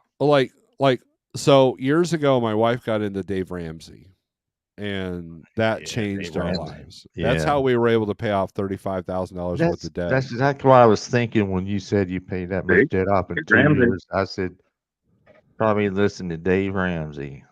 Yep, she bought his book, and she's a book person. I'm now a book person, by the way. And I've got like a whole stack of books on my TV tray by the recliner, and I'm trying to get through. DIY and I have been doing these book reviews and stuff, but Rich Dad Poor Dad, I listened to that on Audible, when I was trucking, and that changed my perspective of finances. And yeah, own a truck and rent a house. That's right. And I just I don't know. Would it be nice to have nicer things? But yeah, what good is that? I mean, again, I know people that have all the nice things and they've put a bullet in their head, because they weren't happy. And so I don't know, that's just how I live. That's how I figured that out. Now, 20 years ago, I wanted that new F-150. I wanted that $300,000 house, which is probably now an $800,000 house. But yeah, this house that we're in now is almost paid off. We've got 4 more years on it. And the other one, we could probably sell this one, pay off the other one, and live mortgage free. So yeah. So you want to know something? The house I'm in right now. Uh-huh. All right. I know I'm kind of a little bit ashamed about it, but we bought this for $12,000 cash. Nice. Yeah. Sweet. $12,000 cash. And you live in Pennsylvania, right? We probably put yeah. This is the little bit of the coal belt up above Allentown. Right. Pretty much this was almost like a blessing, because so now this is like after this, what, 2000 and what was it, like 14 or 16, 17? So this is a couple years after my divorce. I had some money. We had some money laying around. We wanted to move, away from Philadelphia suburbs and everything. And so we were renting a trailer in a subdivision just in like outside Allentown. It was a nice trailer. It had a fireplace and stuff. It was nice. And we were like, all right, we want to buy a piece of property and build a modular home. So I had a friend at work who put $50,000 down with this guy who apparently did this stuff. He was like a contractor for building modular homes and stuff, and would get a parcel for you and everything. It would all be one package. So we took, a considerable amount of money, and we trusted this guy, and we, paid for a parcel and supposedly a down payment, and picked everything out for this modular home. And turns out that his business license was like a copy fake, because I looked it up. So we thought he had a legitimate business. And in the end, he ended up basically running away with everybody's money. So he did, it was like 100 people, if not more. And we're talking about, on a scale of anywhere from $30,000 up to $100,000, per person. Yeah. So now that's a retirement plan right there. Yeah, so we had to start. I had to start over pretty much from the beginning again, because we kind of had all that invested in it. Because we even, supposedly he had us looking at a property that we thought we already had the deed on. The only reason we found out it was a fake is I found a sign in the weeds inside to call it, and the lady's like, the property's still for sale. Let me see if the owner went somewhere else, to do it, behind my back. So she ended up getting back to us, and she's like, that property's not been sold. That's when we started asking questions and stuff. And next thing you know, he kind of fell off the face of the earth a little bit. Then we got like a couple $1,000s of our money that we gave back in, because I said, I'm going to state police. And then, he just dropped off the map. I guess the gig was up, because I guess other people, was probably starting to figure things out. And so what happened is we ended up finding this house, and it was foreclosed. It's just a regular, little townhouse in a small little coal town. And, we put $12,000 down because it was going for $9,000, and just so happens we won the foreclosure bid. And that's, the rest is history. I have no mortgage or anything. Nice. I'm not saying I don't have good. debt, but you know, I don't have a mortgage at least. I know I always have a roof over our head at least. Yeah, that's good. It's not the Taj Mahal, but Hey, Well, you don't need one, right? So Cool Trucking says I pay rent, but I also own 2 pieces of property. That's my retirement plan. That's the other thing. We own 5 acres of land. the biggest difference between most people like middle class people and stuff, you know, they don't go out and buy. You know, people don't go out and buy side by sides and new pickup trucks all the time. They buy assets, stuff that doesn't depreciate in value. It either Right. makes a steady income and that's kind of like how I think about things now. But like I said, even then, the market and stuff is so volatile unless you already amassed yourself like a large portfolio. You know, it wouldn't take much to, you know, kind of like how Dave Ramsey started in the first place. You know, he was high on the hog too, and it all went south. Right. So, and that wouldn't be hard to happen now either, because it's like almost every couple of years that happens. Yeah, you have to have a retirement plan, and that's getting harder and harder to do. So that's the appeal of a good company job right now is you can start that. Sir says a new bass boat today won't help pay for your retirement in 20, 30 years from now. That's true. yeah, Unless you're out there on Lake Michigan, you know, faking how heavy your fish are and stuff, and yeah. not putting weights. Don says having a new truck would raise his cost of operation by 10 cents per mile. That's actually not bad. I can easily afford it. I would like to have the warranty. Growing tired of the repairs I'm paying for on my truck. Look, you know, but see, that's the important part. You're doing the math, Don, right? You're doing the math, and that's important because a lot of people don't do that math. And you know, when you combine the cost of a new truck to a used truck, they're really not much different. It's just getting to that new truck because a new guy out of CDL school, he ain't gonna get a $200,000 truck loan.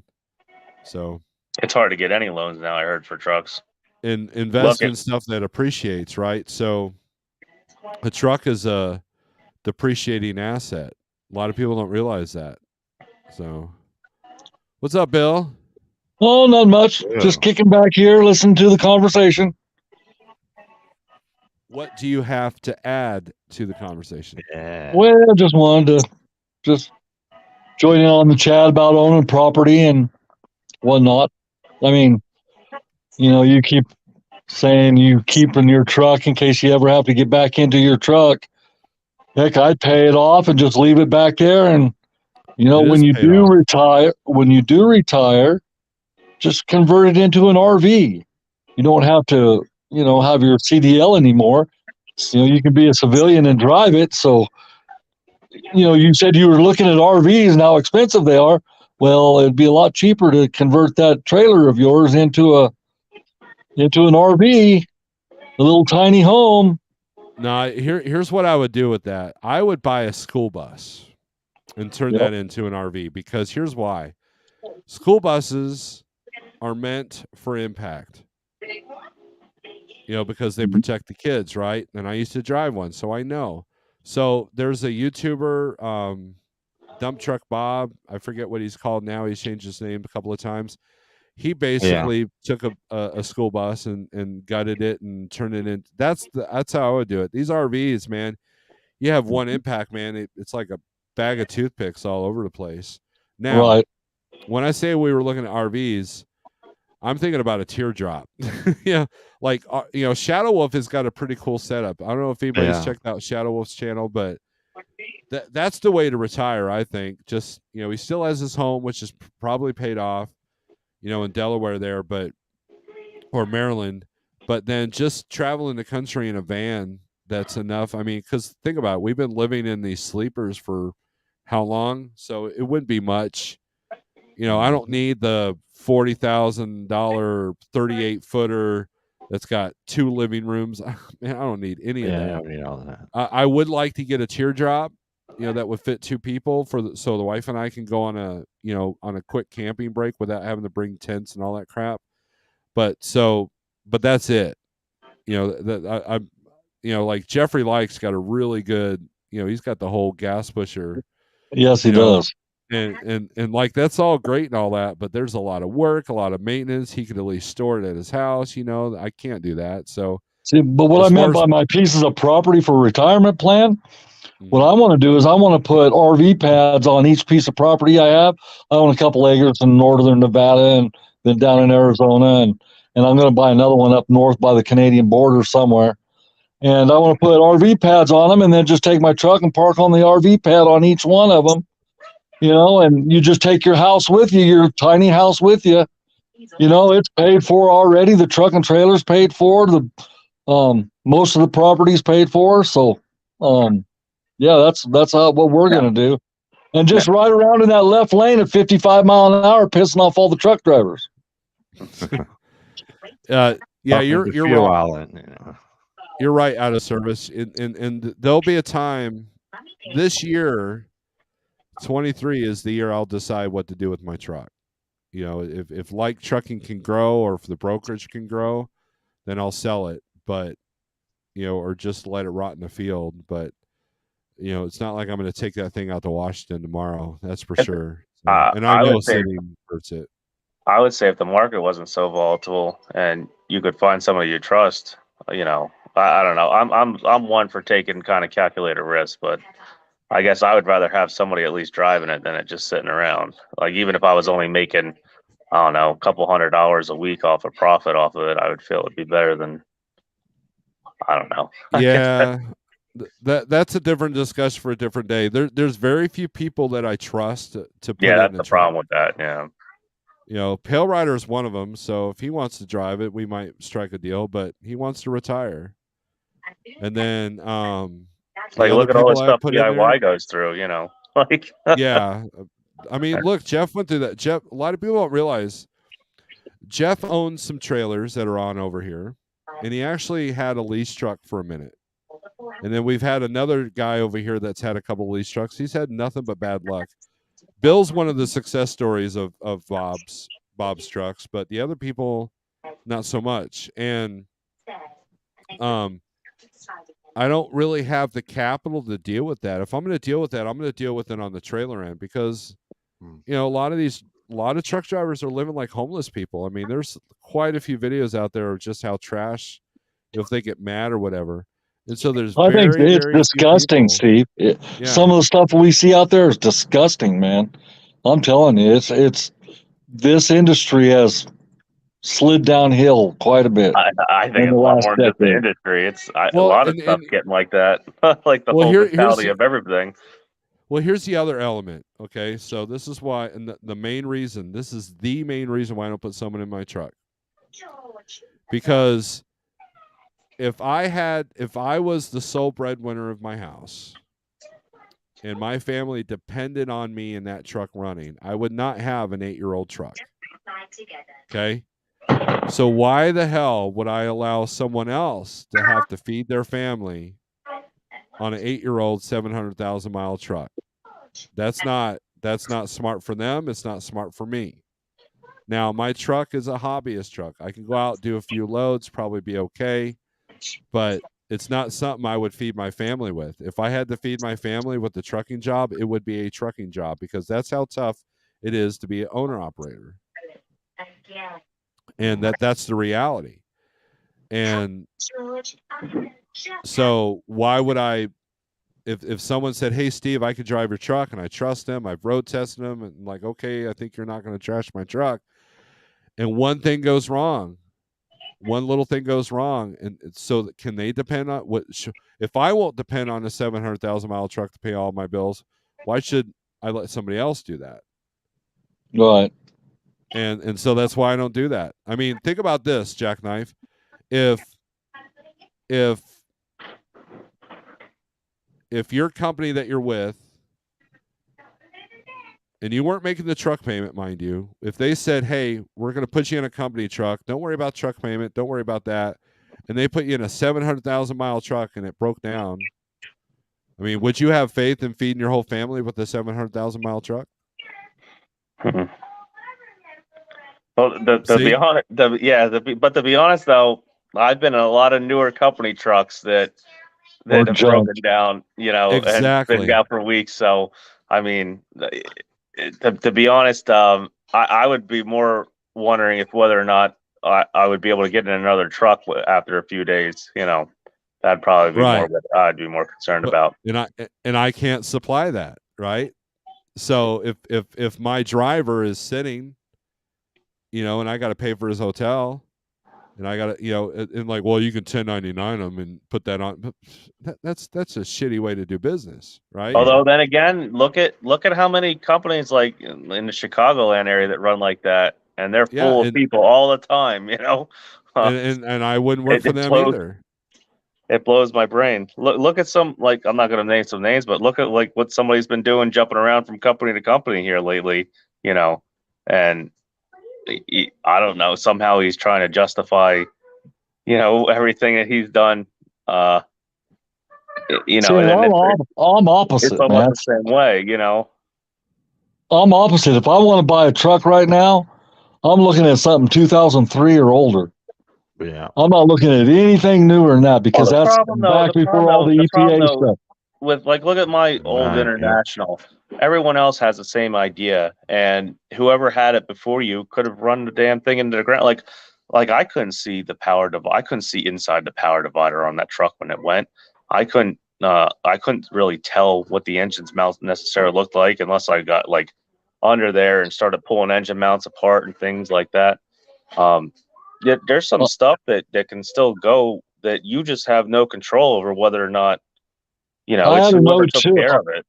I had an 02 9200i that had an N14 in it, and I love that truck. I'd take that truck back right now, and I would just rebuild it. That was the best Hey, truck I ever owned. And I drove let me, W9s, I drove Pete's. I'd take that 9200i over any of them. Let me acknowledge Adam Bennett. Thank you for the super chat. That's very generous of you. Thank you. Wow. Yeah. Yeah. No, I appreciate that. That's Yeah. great. Obviously, we're saying something that's striking good with him. Narcs says Spoiled is a company driver, never driven a truck more 450,000 miles. That was me. When I was at Transland, I had 3 in the 6 years I was there. I had 3 brand new trucks. Yeah. Well, with yeah, no same more way. than 20 miles on them. And yeah, that was tough to go from that to my first truck having 550,000 miles on it. Yep. That was tough for me, and I was spoiled as well. But the only truck that's ever put me on a hook, knock on wood, only had 9,000 miles on it. Dang. Yep, it was a Kenworth T660 with the Cummins in it, and I was in Damn T660. I was in Indiana, and it was because a sensor was unplugged A sensor during the service. I believe it. I believe Red Top it. Rich, what's up? Both my trucks have the N14. That's why I'm called Red Top Rich. There you go. Red Top Rich. That's my favorite motor. N14. But yes, Although thank you. then again, Thank you, if you're thinking longevity too with a company and stuff, with the way like I said, I'm not trying to say be political or anything, but with the way the whole environment with the EPA and stuff is, when's the day going to come and things in California start leaking out into the rest of the country? They always do. Like I mean, everyone's like, they're never going to catch my my deleted truck. They're never going to do this. Well, there for a while. I mean, I haven't really been keeping on it, but they were literally doing armed like SWAT raids on people with deleted pickup trucks and deleted stuff, and then the actual companies that were doing it.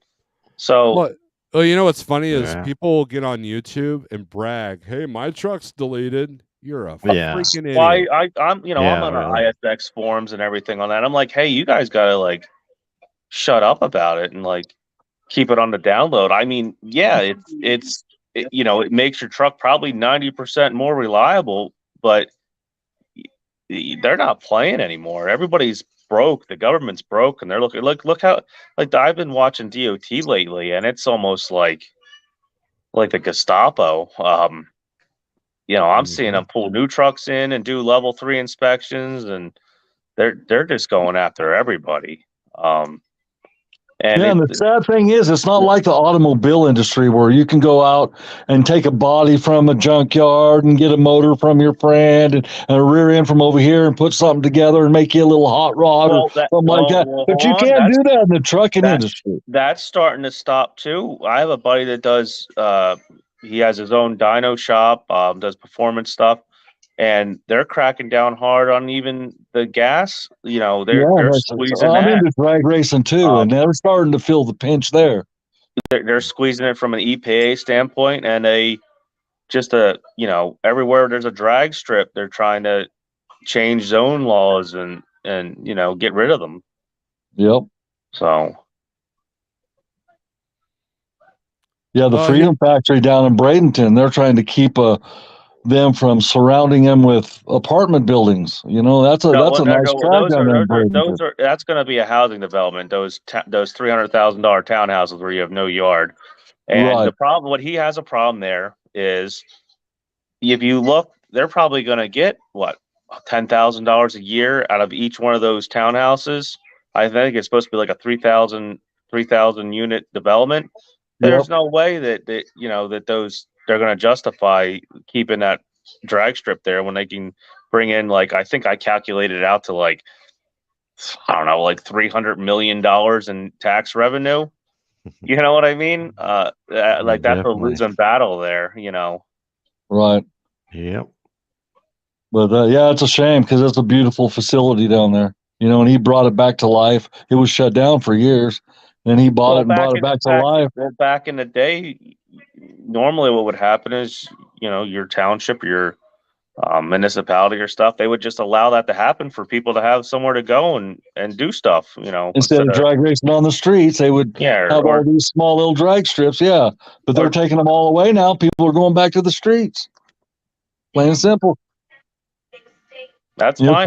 They get cause and effect. That's fine. They get their $300,000 or $300 million in tax revenue, and they get to impound the cars and then and fine the drivers, and it's a win-win situation. Well, if you know anything about drag racing, you know where the pad is. The cops, when they go racing there, they'll let them go on all weekend long. They won't bother them a bit because they'd rather have them right there than off sneaking around out in the woods, wrecking and stuff. That's all it depends on interpretations and what cop, and eventually things will change too for that.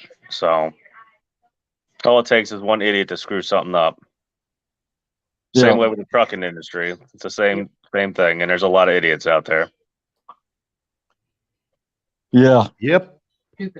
But the thing with street outlaws and everything going, it's made it such a popular. Do you think now. Do you think the general public views truck drivers as a wholesome blue collar American worker?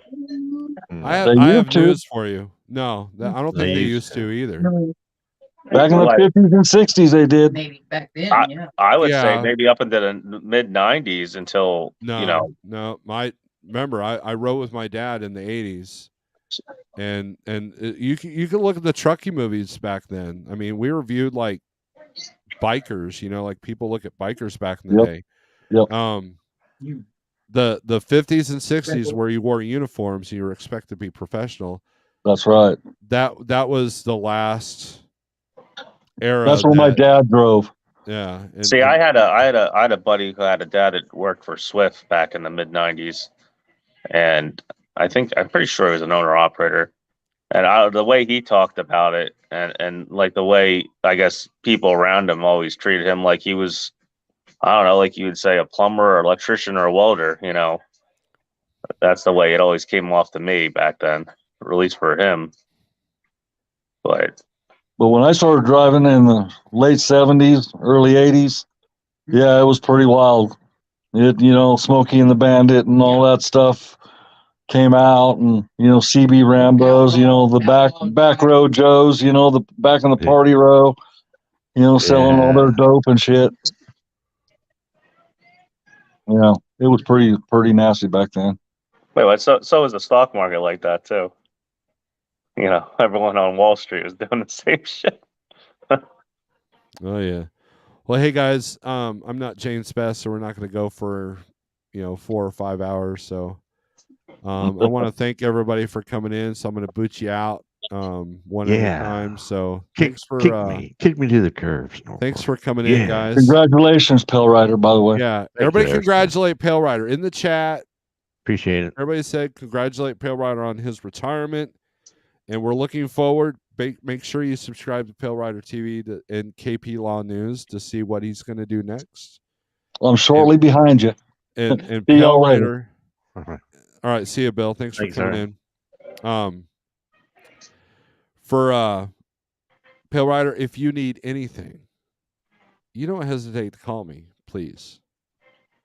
So I know where you live. I can show up at your front door. Yeah, show up at my front door, man. You can drive my truck. You can drive my truck. I'll clean it out. You can't smoke in it, which you don't smoke anymore, right? Anyway. Good on you.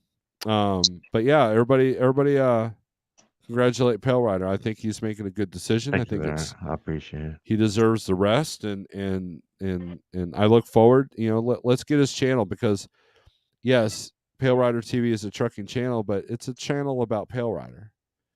And kind of like this Norlord channel, it started off as a trucking channel, but it's kind of morphed into something else. And always wanted to have more time to do content for the channel, and trucking always held that back a little bit. So there you go. I don't have an excuse now. I got it. That's kind of what Shadow Wolf said in his video. Is he didn't really have time to learn the camera and stuff, and his video is done very well. Same thing with the Sterling. Everybody check out Sterling's channel. He's done pretty good. And Jackknife TV's got a channel. Check it out. He's got that shiny new Kenworth and pretty nice truck, and hauling all the food. It's the same thing every day though, so it's a little boring now, but be surprised. Yeah, no, I mean, look, there are ways to do it. There's ways to edit it. I mean, you could do. It's just on how you market the package, so. But anyways, Jackknife, thanks for coming in. I'm going to boot you too. So thanks for coming in. Enjoy your evening. Good me, baby. So Pale Rider, it's just you and me. And I think I'm going to get out of here. So thanks for coming in, Pale Rider. I'm glad you're here. Thanks for having me on, man. I enjoyed it. Had a good time. Good on you. And it's good to have you. We always have fun, right? I'm sorry I didn't get in your live feed last night. I was dealing with some stuff at home, and that's fine. You're good. It's like this morning we were running errands and we were listening to you in the car, but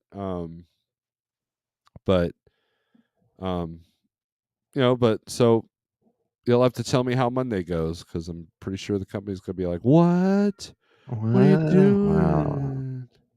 So yeah. But anyways, Pale Rider, I'm going to boot you now. So thanks for coming in. And boot me. Everybody, Pale Rider, you got anything? Last parting words? Parting words. Boot me, baby. See ya. All right, guys. That was Pale Rider. That was Jackknife. That was Cool Trucking. That was 2 hours, and thank you for the super chats, guys. And if you're new to this channel, I go Monday through Friday, Monday, Wednesday, Friday. I try to go live in the morning about 7 a.m. Central, talking about trucking, spot market, and that kind of thing. Tuesdays and Thursdays just depends on what mood I'm in. And then Saturday nights, we either get live like this, or I'll get on the guitar or play, or every now and then I'll get on the drums and play, because I am a musician as well. So with that being said, thanks everybody for watching. And I'll leave you with these parting words. Strength for today, hope for tomorrow. Here you go. Peace.